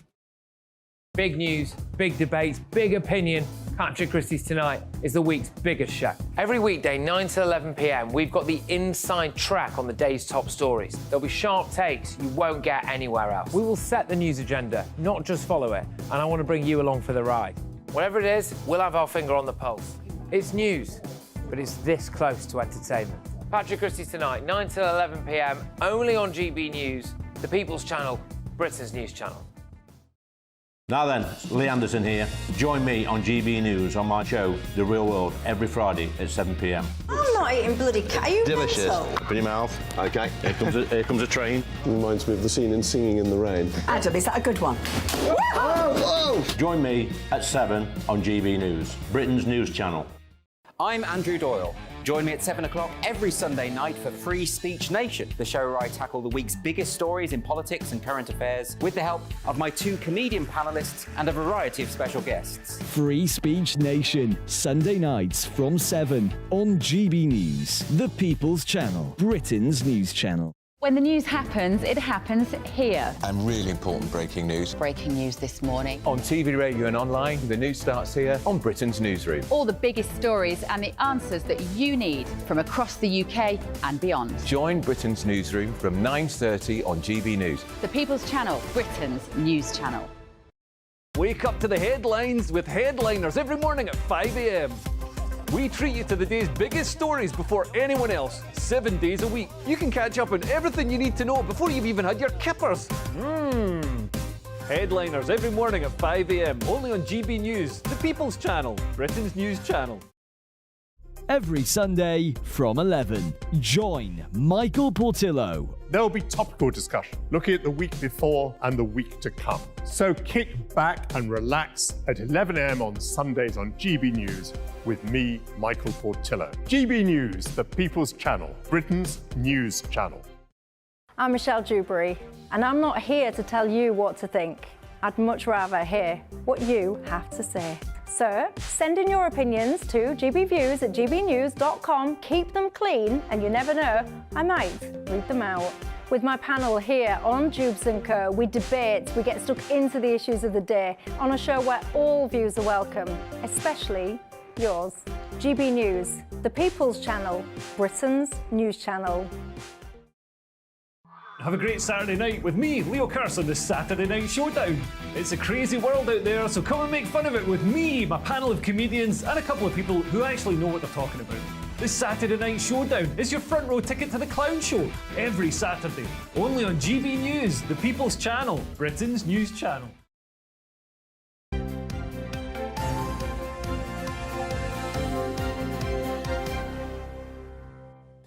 It's 8:30. Before we return to what's going on in Yemen, in the Red Sea, and those attacks overnight, we've got more analysis with Mark White in just a moment. Let's just reflect, should we, on the post office scandal, because the public inquiry has led to even more questions over how hundreds of branch managers were wrongly convicted of theft. It was the first session of the year after scandal dominated Westminster and the headlines all week. Well, the inquiry heard from Post Office investigator Stephen Bradshaw, who helped a criminal investigation that led to some of those branch managers being wrongly convicted. He admitted he was not an expert on the Horizon IT system and that he was aware that there was an issue with it. Mr. Bradshaw, contrary to what you say, you and your department, the security department, were drenched in information that Horizon wasn't working from the very beginning. Information come through, yes. And that information came from scores and scores and ultimately hundreds and hundreds of innocent sub-postmasters who were suffering an epidemic of shortfalls. Yes. It came from what they told you, but even before that, it came from the thousands of calls they made to the help desk at the National Business Support Centre. And you would have been aware of those calls, wouldn't you? Not all of them. If we've been called away, it all depends on which inquiry. You know, what inquiry are we talking about at the moment? Well, I'm talking about the thousands upon thousands of calls, anguished and perplexed calls, made by sub-postmasters that they could not balance, that the system didn't balance. And your department would obviously have to have been communicating with the MBSC and also the Horizon Help Desk. Well, as the inquiry continues today, the Prime Minister says he wants all wrongly convicted sub-postmasters to receive their compensation payments by the summer. Yeah, big question is who's going to pay for it? Well, for now, it's the taxpayer. But how much are Fujitsu, the firm behind the Horizon software, going to contribute to all of this, if anything? This is what you think. They're both to blame. The government have failed to react. It's been, 20 years? And they haven't done anything about it. They've had plenty of time. The only reason they're doing it now is because of the new documentary that's come out. So, in all honesty, I think both of them are to blame. Well, probably both, but I think Fujitsu should definitely pay. You know, I feel that they've really made a mess of things. Well, I think they both have a responsibility. So, yeah, I think Fujitsu should be made to pay something. I also think they ought to get it sorted out fairly quickly. Well, this is definitely a combination of human error and computer error. And these people who went in and arrested these people and interrogated them and said, you know, you're the only one. You know, that's just not right, is it? The whole thing has just been not right. No, but do you know what I like about that? It's because it's like it's proper people. It's proper people. When you say, well, it's not right, and how can it be right? And that's proper British common sense. Yeah, but what I can't understand, and most people can't understand, is why there doesn't appear to have been much common sense inside the post office. Well, I think that's because of covering their tracks. The very people, yeah, but how awful is that? Because the very people we've always regarded as sort of sub-postmaster and sub-postmistress material have always been pillars of the society. They're really lovely people who, I mean, I've lived in a couple of villages where the post office was everything, and they knew everybody, and they knew the answers to everything, and you really relied on them. How come the post office seriously thought suddenly a swathe of them, an enormous amount of them, were criminal?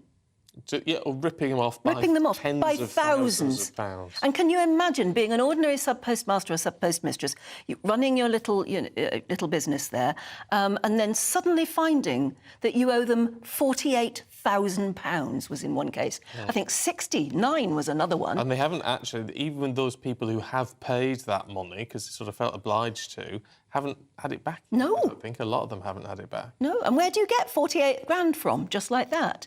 In many cases, they had to sell their houses, or they had to borrow. And that's... I mean, and they weren't even ever guilty of anything. This is why the compensation needs to be big, actually, because it's destroyed lives. It's really destroyed lives and makes me so annoyed. And Dennis has been in touch. He says, there's been excellent coverage of this terrible scandal. Let's have more of them squirming in front of the Parliamentary Committee. Well, that last guy wasn't squirming at all, was he? Well... And then Dusty says, why are the senior managers and some lawyers not in jail? Well... It's a question to be answered, isn't it? Let's hope the we're going to have to see what the inquiry comes out with, whether the inquiry concludes that there's anything criminal to be investigated, which then will be something separate. But we'll just have to wait and see. In the meantime, let's bring you more on what has been happening overnight. The breaking news this morning that US and UK missile attacks from US ships and UK Typhoons, we can see taking off here on... attacks on targets. Retaliatory attacks, I suppose. Well, that's what we're calling them. It's not what Yemen's calling them. They're saying it's an aggression, but on Houthi targets in Yemen. Mark White, our security head, is monitoring all of this for us. And let's be clear, we're being told by the MOD and by the government that these have been very limited attacks, Mark. Well, limited at the moment, but let's see how these Houthi rebels respond. They've said that they will retaliate against what you say they are saying, that this is an aggression. We can call it what we like, that it's proportionate and it's aimed at degrading and deterring them, but they may see it completely differently, and indeed will see it completely differently. Do they have the capability and are they willing to engage more significantly with the US and the UK in particular? Well, they may well do, because they are a belligerent and battle-hardened rebel group. They fought in 2015 over a number of years, a fairly bloody war with Saudi Arabia, that thought they could just bomb them out of existence and restore Yemen's government in that civil war there. Well, there is a pause in those hostilities now. Saudi Arabia was not able to achieve that objective. And if anything, the Houthis have been emboldened by that. And particularly now, with the conflict in Gaza, they say that they're there and they are coming to the aid of Palestinians in Gaza. And although there is no love lost, you know, or no love, I should say, for the Houthis in many capital cities in the Arab world, there is quite a lot of support for what they're doing in supporting the Palestinians in Arab populations at the moment. So Arab governments have to be pretty careful. They're watching and waiting to see what happens here. But what is fascinating, I don't know if it was you or Robert Fox who said it before, but Iran is pulling the strings of the Houthis. I mean, they are, in effect, Iranian puppets. But the idea that... and that's a real concern internationally. But the idea that Iran will fight to the last Houthi, but not to the first Iranian. Yeah, that was Chip Chapman who was talking about that. And he's absolutely right. This is what Iran does. It uses its proxies in that region to cause absolute discomfort, of course, to the Israelis, but also to Western powers, and to assert its own dominance in the geopolitical landscape of the Middle East. And so what we have is not just the Houthi rebels, but you've got Hezbollah in the south of Lebanon, who've been firing missiles, drones and other projectiles across the border into northern Israel. You've got Iranian-aligned groups in Iraq and Syria who have been attacking US bases. Real concern that more US bases will be targeted now in the wake of what has happened overnight, let alone what's going to happen in terms of the Houthi rebels deciding to perhaps target more in the way of commercial shipping and indeed these naval vessels, including British naval vessels, out in the region at the moment. Meanwhile, whilst all this has been happening overnight, we are told that Rishi Sunak is either already in or certainly going to arrive in Kiev today to meet President Zelensky. What's that all about? Well, this just shows you just, you know, on a wider geopolitical scale, how very, very volatile the world is at the moment, because you've got what's happening in the Middle East there, but also in Ukraine, you have this bloody war that's taking place with Russia invading parts of Ukraine. And what's happened today, long planned for, of course, these trips out to a war zone have to be. Rishi Sunak is out there pledging more in the way of military aid to Ukraine. £2.5 billion in the year ahead the UK will give to the Ukrainian government. 200 million of that, incidentally, will be to supply them with drones, the kind of drones that are being used to such good effect by the Houthi rebels out in the Red Sea. If you're looking for a positive, I guess, we're manufacturing these drones, this £200 million contract for the Ukrainians. But I think it just shows you, actually, the way in which militarily things are changing, that these much cheaper munitions like drones are being used to, you know, very effectively in the Red Sea and, of course, by both Russia and Ukraine. Out in Ukraine at the moment. And what, I was going to say, what effect will all this have on the timing of a general election? Well, it's an interesting one, isn't it? Because Liam was talking earlier about the potential for this affecting the economy here in the UK if it escalates. It hasn't impacted too much at the moment.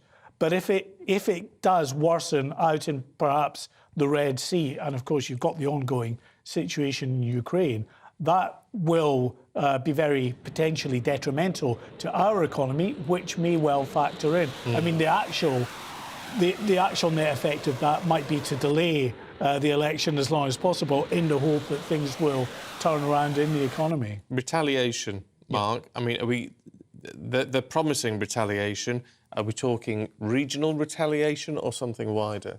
Well, I think there's always a potential for groups or individuals aligned to Yemen, the cause, and also in support of Palestine, launching terrorist attacks in the West. We've seen that actually in the wake of what's happened in Gaza, a number of terrorist attacks in European cities and indeed in the US as well. So that's always a risk.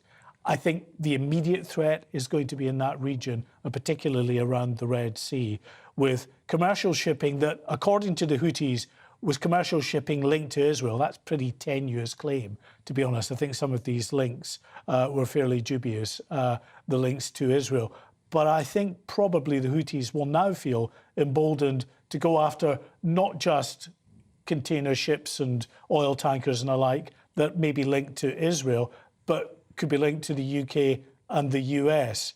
They may see them as legitimate targets now, as well as, of course, the warships. And we were talking about the UK involvement here. We've got a Type 45 air defence destroyer, HMS Diamond, out in the Red Sea at the moment, along with a Type 23 anti-submarine warfare frigate and another frigate heading to the region. How significant would it be if we started to move a carrier out there?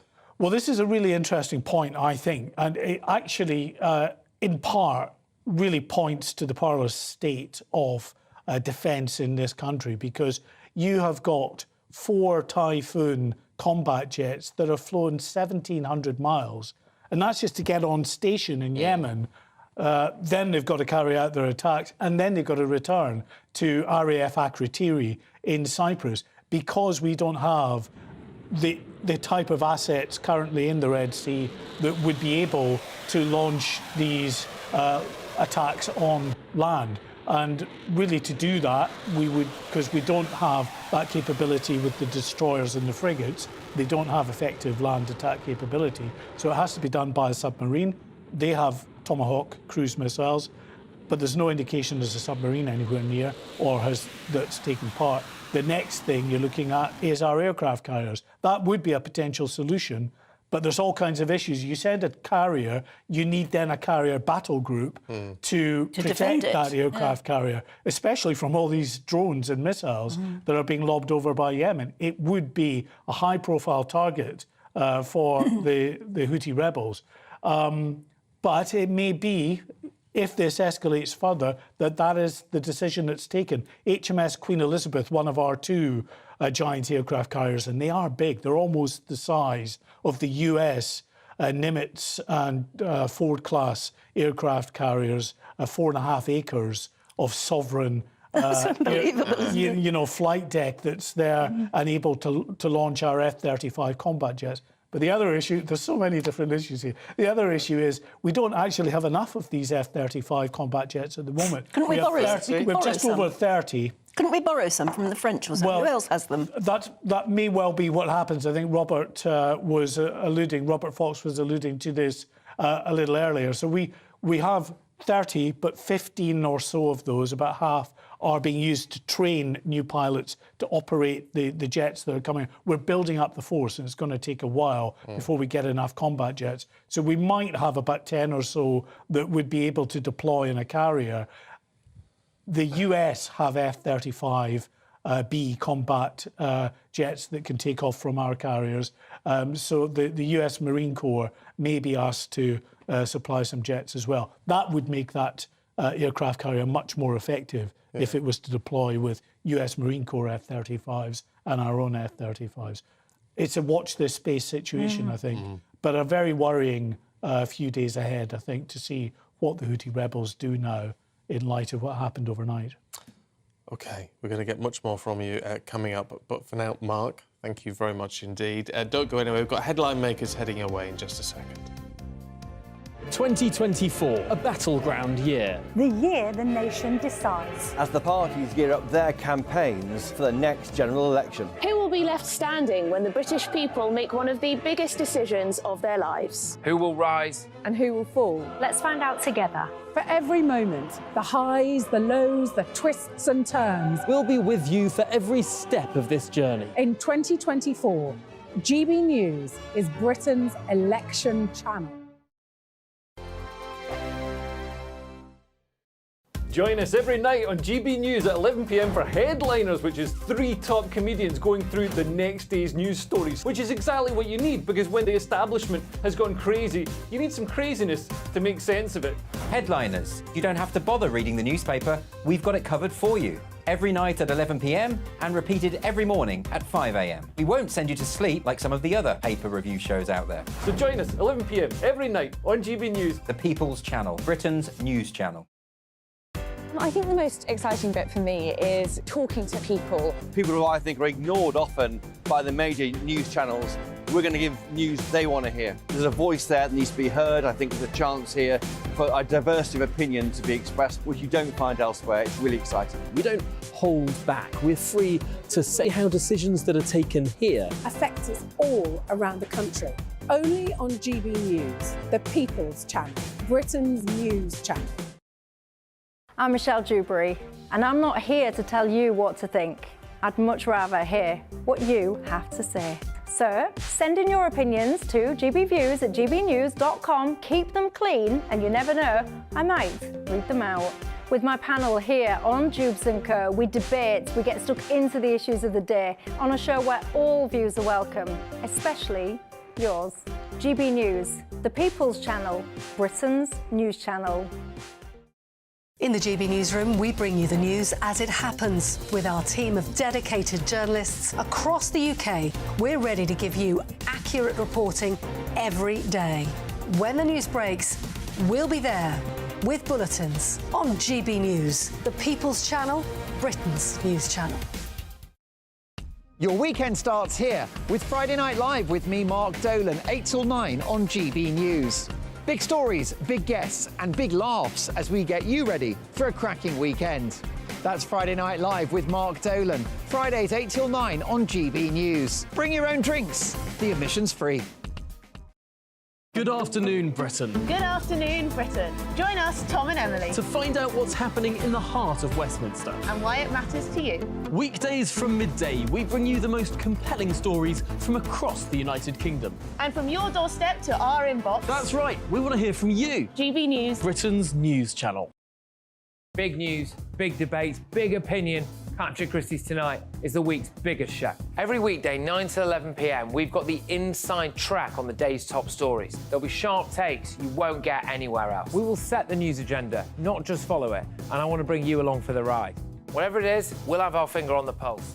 It's news, but it's this close to entertainment. Patrick Christie's Tonight, 9 to 11 p.m, only on GB News, the People's Channel, Britain's news channel. GB News is Britain's news channel, and now you can support it. All you have to do is scan that QR code that's up on your screen right now, or you can go to gbnews.com/support and become a GB News member. You'll have fantastic benefits. We're also going to organise special events where you as GB News members can meet the presenters, the on-screen faces. Scan the QR code or go to gbnews.com/support. Thank you so much.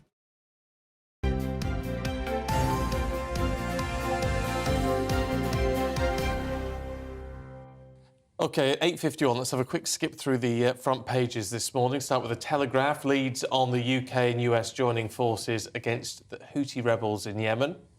And Britain and US unite, says the Daily Express. The Times also has Western allies and the strikes on Yemen.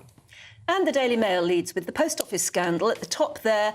Grit your teeth and keep prosecuting. And, oh, sorry, I'm so proud of you, says the Mirror, leading on Prince William's tribute to rugby heroes Rob Burrow and Kevin Sinfield. Yeah, he turned up and gave them their CBEs. Brilliant. Very nice too. Should we go through, well, I was going to say go through the papers. Let's talk about what is actually going on today with broadcaster Pete Price and author and journalist Susan Holder.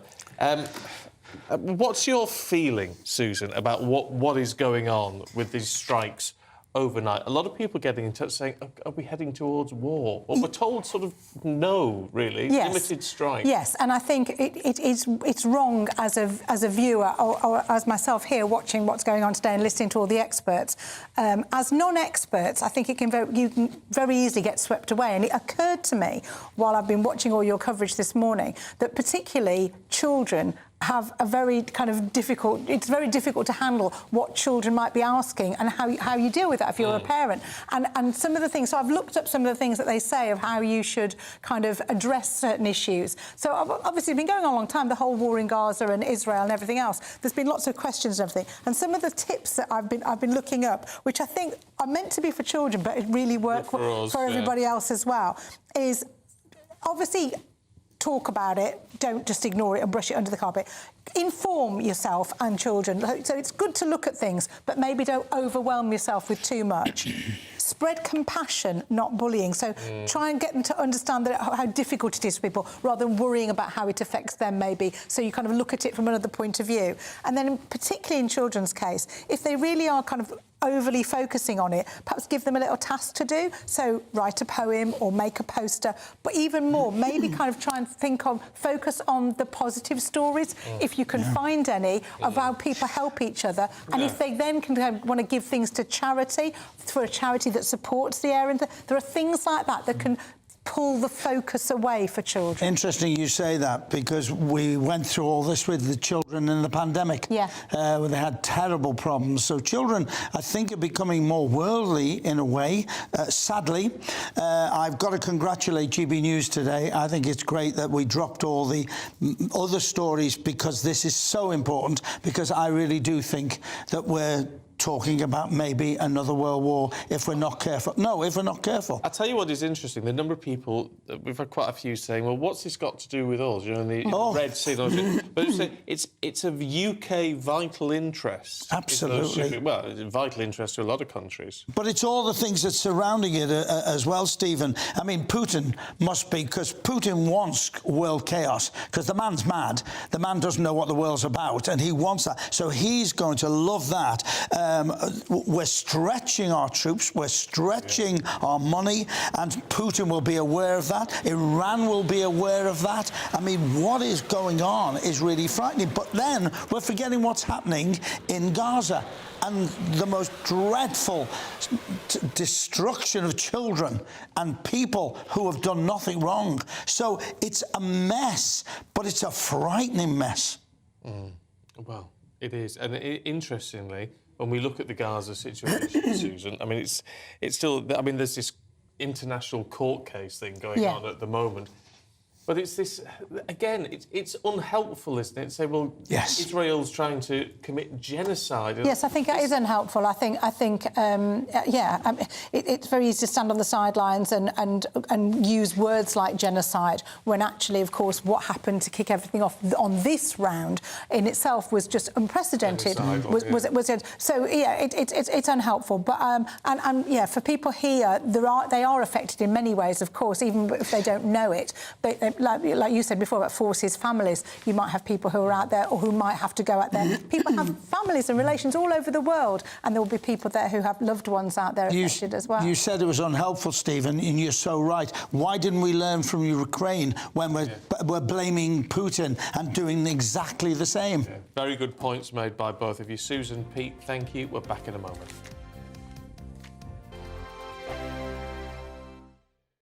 Wake up to the headlines with Headliners every morning at 5 a.m.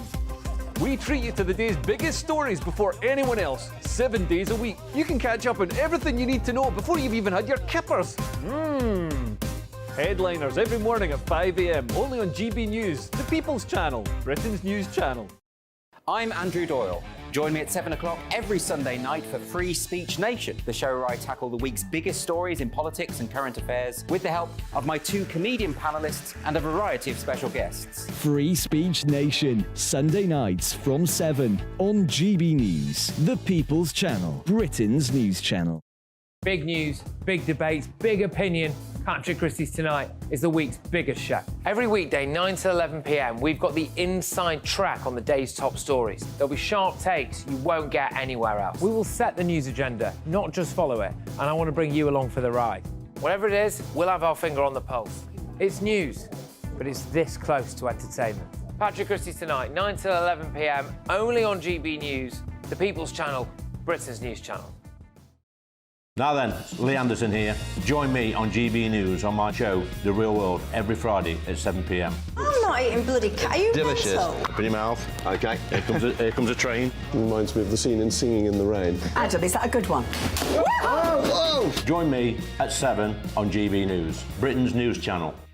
When the news happens, it happens here. And really important breaking news. Breaking news this morning. On TV, radio and online, the news starts here on Britain's Newsroom. All the biggest stories and the answers that you need from across the UK and beyond. Join Britain's Newsroom from 9:30 on GB News. The People's Channel, Britain's news channel. Have a great Saturday night with me, Leo Curse, on this Saturday Night Showdown. It's a crazy world out there, so come and make fun of it with me, my panel of comedians, and a couple of people who actually know what they're talking about. This Saturday Night Showdown is your front row ticket to the clown show every Saturday, only on GB News, the People's Channel, Britain's news channel. Good afternoon, Britain. Good afternoon, Britain. Join us, Tom and Emily, To find out what's happening in the heart of Westminster. and why it matters to you. Weekdays from midday, we bring you the most compelling stories from across the United Kingdom. And from your doorstep to our inbox. That's right, we want to hear from you. GB News, Britain's news channel. GB News, unlike other broadcasters, isn't obsessed with the London-Westminster bubble. We think there's a nation beyond the M25, and that's why we talk about the issues that matter across the land. Join me on State of the Nation, 8 to 9 o'clock, Monday to Thursday, on GB News. Daisy's listening, and you should too. Every Sunday from 11. Join Michael Portillo. There will be topical discussion, looking at the week before and the week to come. So kick back and relax at 11 a.m. on Sundays on GB News with me, Michael Portillo. GB News, the People's Channel, Britain's news channel. When the news happens, it happens here. And really important breaking news. Breaking news this morning. On TV, radio and online, the news starts here on Britain's Newsroom. All the biggest stories and the answers that you need from across the UK and beyond. Join Britain's Newsroom from 9:30 on GB News. The People's Channel, Britain's news channel.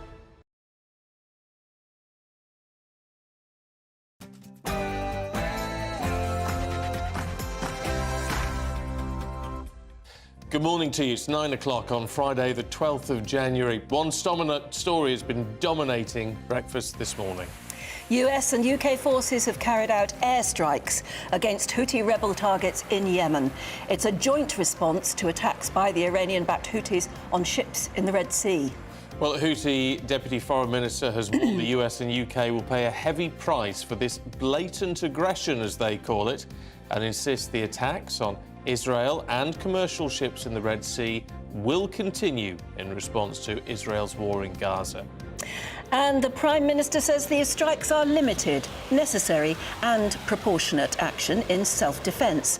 Strikes have been reported in Houthi-controlled areas of Yemen, including the capital, Sana'a. We'll have a full analysis and the latest developments throughout the morning. Our security editor, Mark White, has been following the very latest. Well, in total, 60 separate strikes were carried out at 16 locations by US and UK military hardware. Now, we're told that Russia is calling for an emergency meeting of the United Nations Security Council.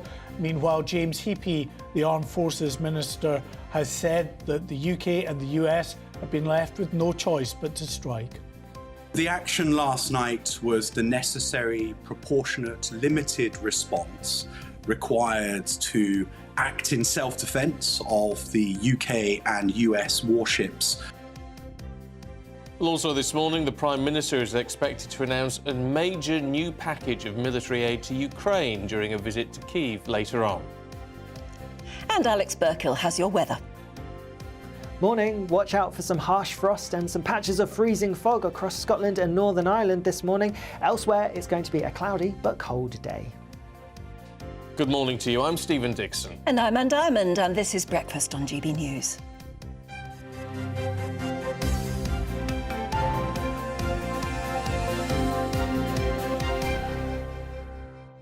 So, Britain and the United States have launched airstrikes against Houthi rebel targets in Yemen.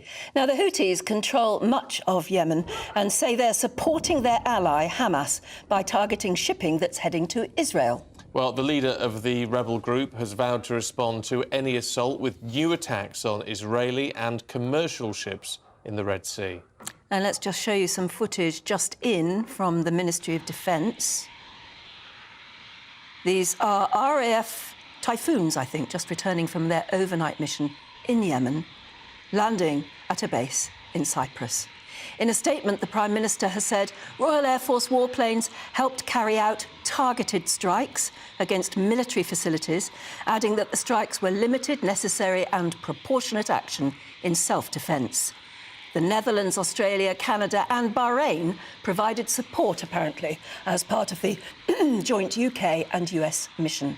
Well, keeping us up to date, our security editor, Mark White, and the defence editor at the Evening Standard, Robert Fox. Mark, can I ask you, because it's come up time and time again from people as to who's involved in this and why, what sort of support have the Netherlands and Bahrain and all these other countries actually lent us if they weren't involved in any action? Well, it may have been technical, logistical, intelligence support. We don't know the detail of that, but you're right. Direct military involvement is only the UK in support of the United States. And I think people can legitimately ask that question, why, when this is aimed at protecting the commercial shipping going through this vital sea strait, do the US and the UK seem to be the only partners willing to come forward and take the kind of action to defend that commercial shipping? What's happened to France and Germany and other countries that also rely on the Red Sea and the Suez Canal for some of their imports and exports? Yeah, Robert Fox, where is NATO in this? Well, they would say it's the NATO area, but there's another thing. I was just thinking what Mark was saying. The reason why the Brits do it, and they want the Australians and the Canadians in there, is a thing called Five Eyes. Actually, still, they are very reluctant to share very, very sensitive, real-time intelligence. And that's why you get those. It's absolutely interesting. Fills your, in a way, the answer to your question, in that the EU is to send 3 frigates, but not until March. That's the problem. Wherever we think, dear old Britain, and they are a bit stretched, you know, with the military, the naval forces particularly. But actually, that's what the Americans like, is that the Brits will turn up and do it. As in other areas, so will the Australians. Hitherto, by the way, the Netherlands haven't been that bad, and they will be putting ships down there because the port of Rotterdam, which is Europe's port, is a vital interest there. And as I was saying earlier, I think that you will hear more from Denmark.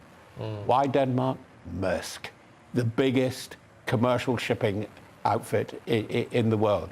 We're just seeing it ramping up. But what I think is also very clear, particularly it must have been fascinating to be a fly on the wall at Rishi Sunak's emergency cabinet meeting to say, go, go. In fact, they were already preparing to get off the runways in Cyprus. I wonder how many lawyers were present.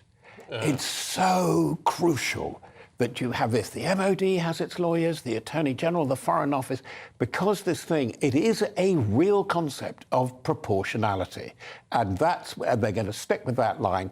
These are things which have been threatening. They have been attacking British ships. That's why the Brits were given 2 historic centres of Houthi heartland in the northwest, manufacturing, servicing, attack and reconnaissance drones. OK, look, we're just going to leave you two for the time being. Back to you in just a second. Let's talk to former chairman of the Defence Select Committee, the MP Tobias Ellwood. Good to see you this morning and thank you for your time. Are we doing the right thing here? Because a lot of people are saying, why us? What are we hoping to achieve and at what cost?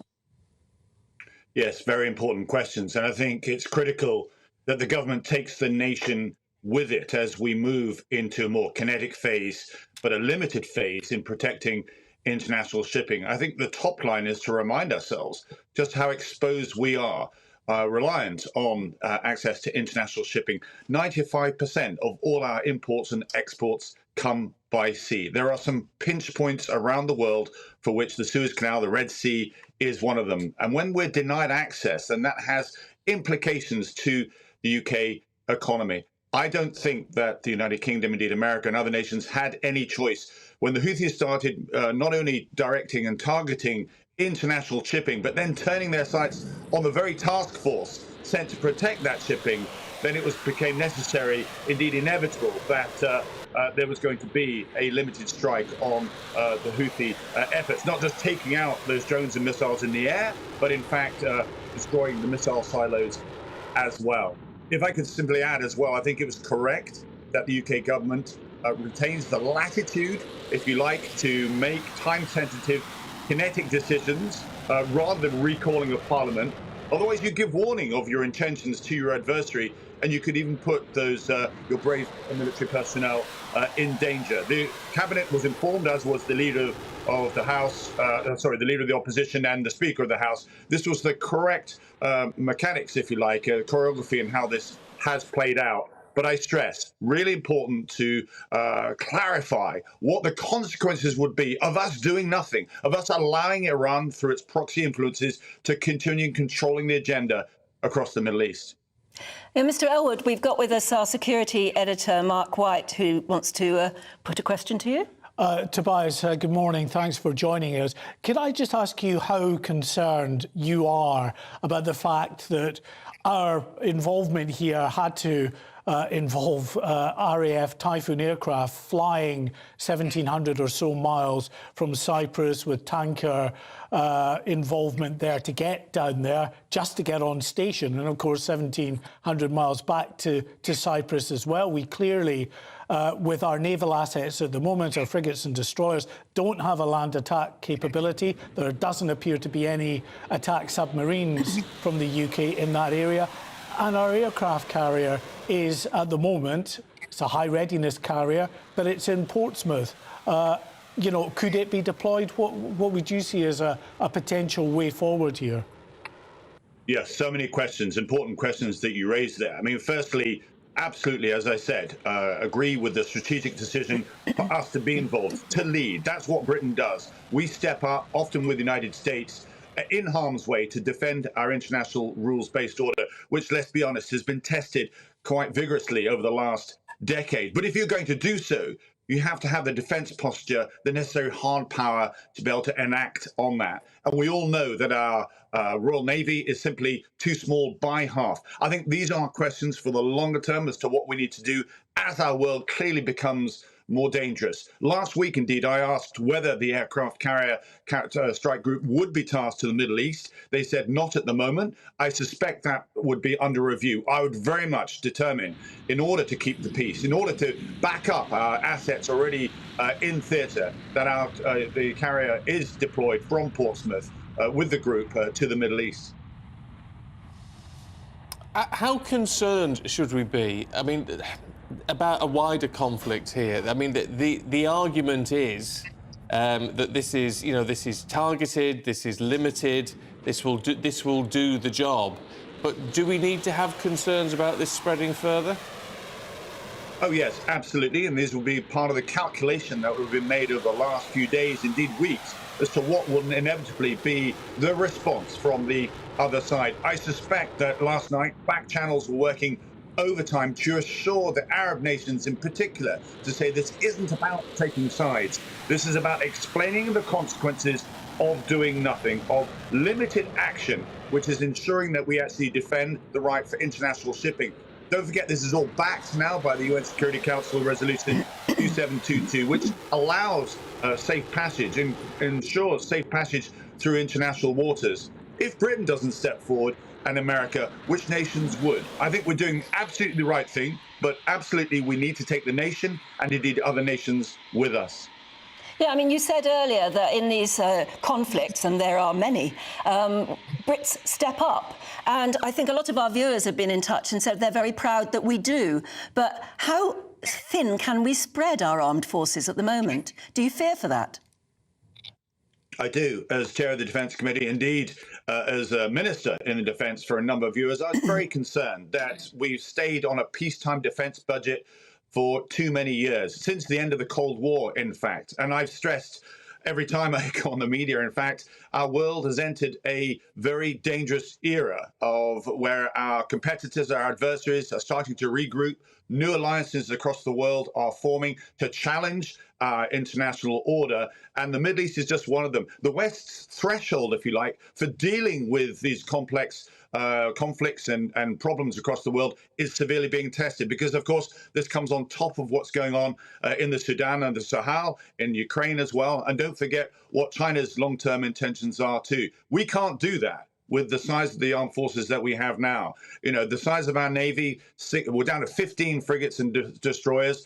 At the end of the Cold War, we had 50. So I think as we focus absolutely on the operational, the immediacy, there will be questions now asked, I think important questions, which I know Grant Shapps will welcome, as to whether it's now time to invest more heavily, not just in our maritime capability, but also in our army and indeed our air force as well. On that note about discussing it and hearing from the Defence Secretary, should Parliament be recalled, which is what we're hearing from the Lib Dems this morning? No, I mean, I started out by saying that. I understand those calls. It's important that accountability and scrutiny is there. But ultimately, the executive decisions occasionally need to be made. And the idea that you then include the parliamentary aspect of this slows the operational decision-making down. And that could put our personnel in danger. Don't forget, this is done as part of a wider strategic alliance, and therefore us to slow down, it would actually perhaps delay the operations, send a signal to the Houthis to prepare, and they will then move their assets away. We've been watching what the Houthis have been doing, planning out, collecting intelligence as to where these missile silos are launched from, where the drones are deployed from, in order to get that intelligence picture of a counterattack, as how we would actually negate and reduce its ability to attack international shipping. As soon as you start having parliamentary debates, then they will immediately react and start moving their equipment and assets around. And then we lose the ability to degrade the very threat that we're trying to reduce so international shipping can continue. I stress this is all about the cost of living. It's all about security. It's all about looking after British interests, international interests as well. That's what Britain does as a permanent member of the Security Council. That's who we are. That's part of our history. It's in our DNA. And I'm very proud of what we've done today. Tobias Ellwood, really good to talk to you. Thank you. And do stay with us. We've got more to come. Your weekend starts here with Friday Night Live with me, Mark Dolan, 8 till 9 on GB News. Big stories, big guests and big laughs as we get you ready for a cracking weekend. That's Friday Night Live with Mark Dolan, Fridays 8 till 9 on GB News. Bring your own drinks, the admission's free. In the GB Newsroom, we bring you the news as it happens. With our team of dedicated journalists across the UK, we're ready to give you accurate reporting every day. When the news breaks, we'll be there with bulletins on GB News, the People's Channel, Britain's news channel. Big news, big debates, big opinion. Patrick Christie's Tonight is the week's biggest show. Every weekday, 9 to 11 p.m, we've got the inside track on the day's top stories. There'll be sharp takes you won't get anywhere else. We will set the news agenda, not just follow it, and I want to bring you along for the ride. Whatever it is, we'll have our finger on the pulse. It's news, but it's this close to entertainment. Patrick Christie's Tonight, 9 to 11 p.m, only on GB News, the People's Channel, Britain's news channel. Join us every night on GB News at 11 p.m. for Headliners, which is 3 top comedians going through the next day's news stories, which is exactly what you need, because when the establishment has gone crazy, you need some craziness to make sense of it. Headliners. You don't have to bother reading the newspaper. We've got it covered for you. Every night at 11 p.m. and repeated every morning at 5 a.m. We won't send you to sleep like some of the other paper review shows out there. So join us 11 p.m. every night on GB News, the People's Channel, Britain's news channel. I'm Michelle Dewberry, and I'm not here to tell you what to think. I'd much rather hear what you have to say. So, send in your opinions to gbviews@gbnews.com. Keep them clean, and you never know, I might read them out. With my panel here on Jubes & Co, we debate, we get stuck into the issues of the day on a show where all views are welcome, especially yours.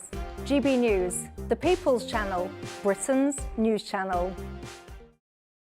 Tired of the usual focus-tested, pre-prepared Westminster runaround? Well, so am I. So you want higher taxes? Is your department to blame for this? Are you rethinking this policy? Every Sunday at 9:30, I'll be sitting down with those in power to get the truth about the issues affecting you. Let's be honest, we've known about the cost pressures of this project for years, not months. That's the Camilla Tominey Show, a politics show with personality. On GB News, the People's Channel, Britain's news channel. I think the most exciting bit for me is talking to people. People who I think are ignored often by the major news channels.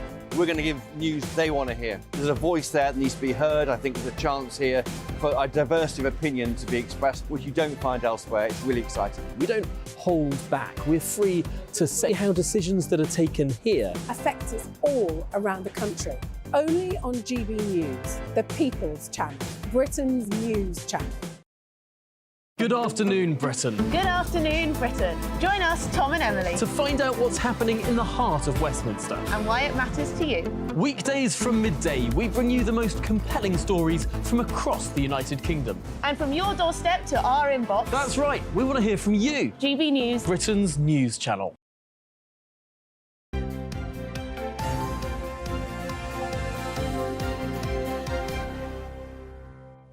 OK, so we've got this situation multifaceted, because not only have we had the breaking news coming out of the Red Sea and the attacks on Houthi rebels overnight, but we also found out that the Prime Minister himself is actually in Ukraine. Mark White is here. What do you know, Mark? Yeah, well, you can see for our television viewers, I'll describe it for radio, it's Rishi Sunak on a very posh-looking train with the Ukrainian president, as far as I know, Volodymyr Zelensky. This is planned well in advance because it's an active war zone. So when you've got a British Prime Minister going into harm's way, it's been planned well in advance.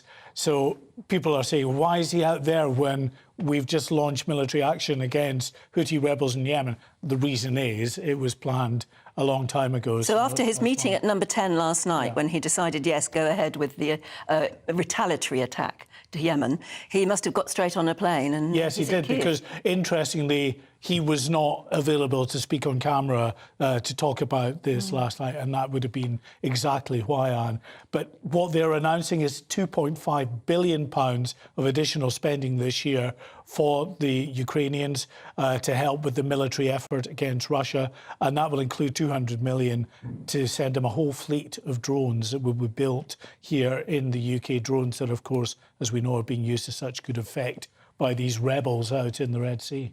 OK, Mark, thanks very much indeed. Let's get a quick bit of analysis from military and defence analyst Simon Diggins, who joins us now. Morning to you, Simon. Look, from what we've seen so far, what's your assessment? Well, I mean, as we've just heard, we live in a very complex world, and the points were made by some of your early commentators about the demands of armed forces are very high. In terms of what we saw last night, in terms of the attacks against Houthi positions, very much signalled before. Grant Shapps told us earlier on this week, watch this space. There's been a significant amount of warning to the Houthis to cease and desist in terms of their attacks. There was a UN Security Council resolution, and yet the Houthis did not listen. And that's despite all the communications that no doubt took place through back channels with them as well. And so what we did last night in conjunction with the Americans is, and I totally agree with the Prime Minister in this one, limited, necessary and proportionate. To strike at those elements in the Houthi organisation who are attacking shipping and threatening a vital seaway. So this was forced upon us, and I think our reaction so far has been entirely appropriate. Well, of course, we cling to that, but what's your gut feeling about how many more strikes we're going to see and how much more retaliation? Well, we should expect a response. We've already had the rhetorical response, and that would have been factored in, and people like Iran, other people have responded. The Saudis also have said that they are concerned and showed their concern. And for people like the Saudis particularly, they've just managed in the last year or so to bring an 8-year civil war in Yemen to some kind of very uneasy halt. And they will not want the Yemen to disintegrate again into further fighting. Very uneasy ceasefire, but they've been actively involved in that civil war. and they've now managed to stop that. And they kind of wanted to move on from that. So they would regard this as something of concern to them. I think they would completely understand what we were doing, not least of which, because one of the important things about the Red Sea is it's one of the major seaways for the movement of oil from the Middle East to Europe and the rest of the world. So they want the Houthi rebels to succeed, but nonetheless they'd be concerned about further destabilization in the Yemen, I say an area that's literally in the last year only come out of civil war and still very, very uneasy in terms of the relationships inside Yemen itself. OK, Simon, look, really good to see you. Sorry it's a bit short and sweet, but thanks very much indeed.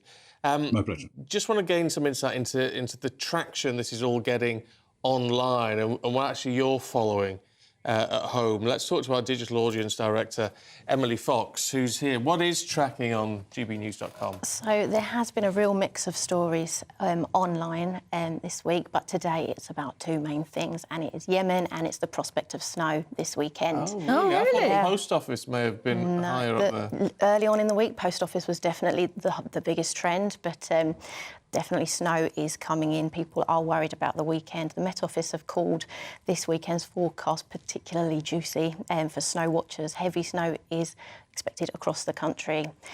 We've seen search interest for snow massively increase. People are worried about getting to work on Monday morning, how they're going to stay warm without having to break the bank, even down to how they're dealing with frost on their windscreens. So the worst of the snow is due to start on Sunday, and we have seen search already come up. Digitally, Yemen is always also rising.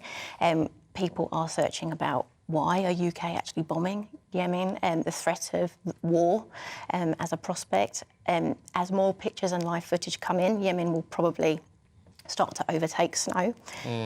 But the PM is always keen to look statesman-like, but actually it seems at the moment that at-home matters are more important than abroad.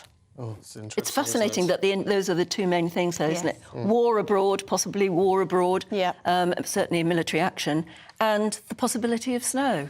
That's what we care about, isn't it? Interesting, isn't it? Emily, thank you very much indeed. I just have a final thought, Mark, just in 15 seconds. Do you think we're going to get some word from the Prime Minister on this on camera today?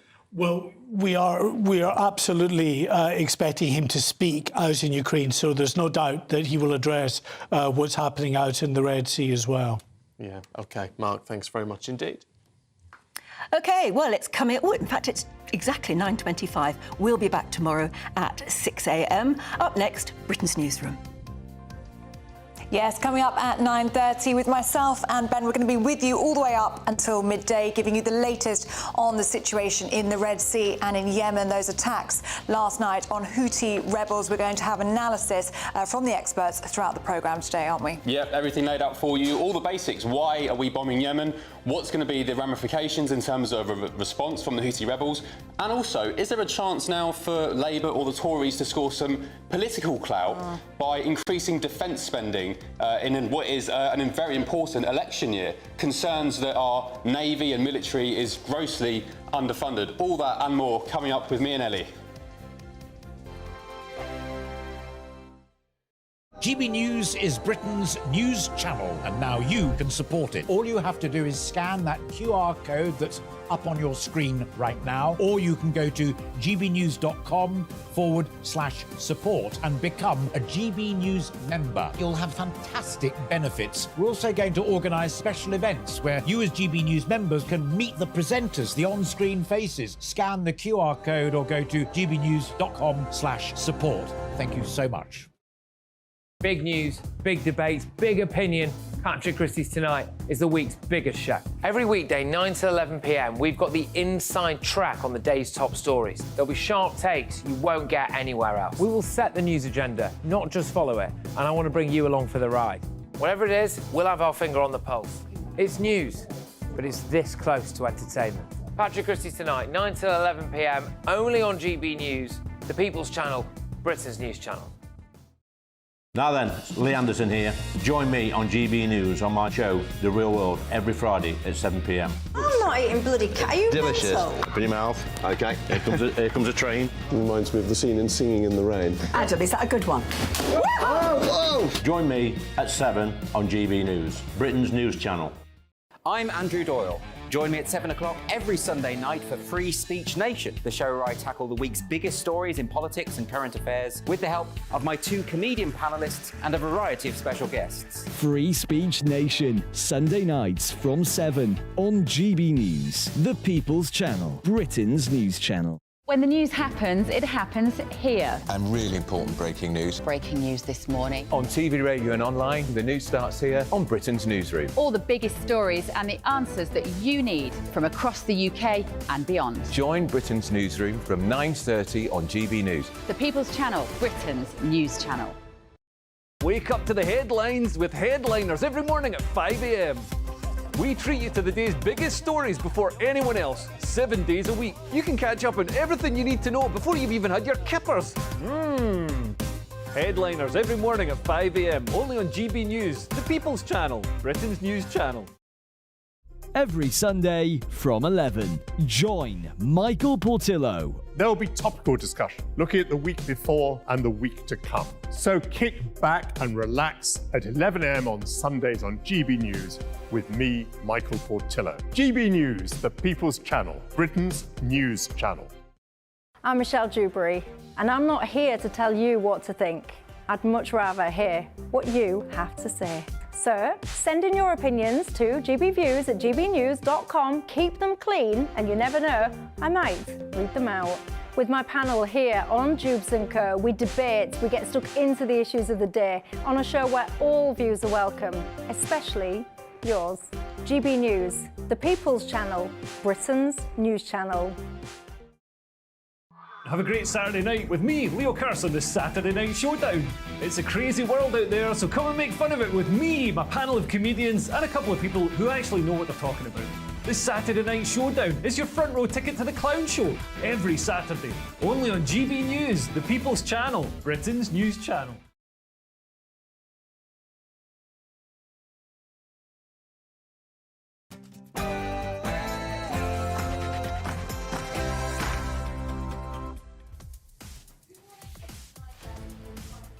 Yep.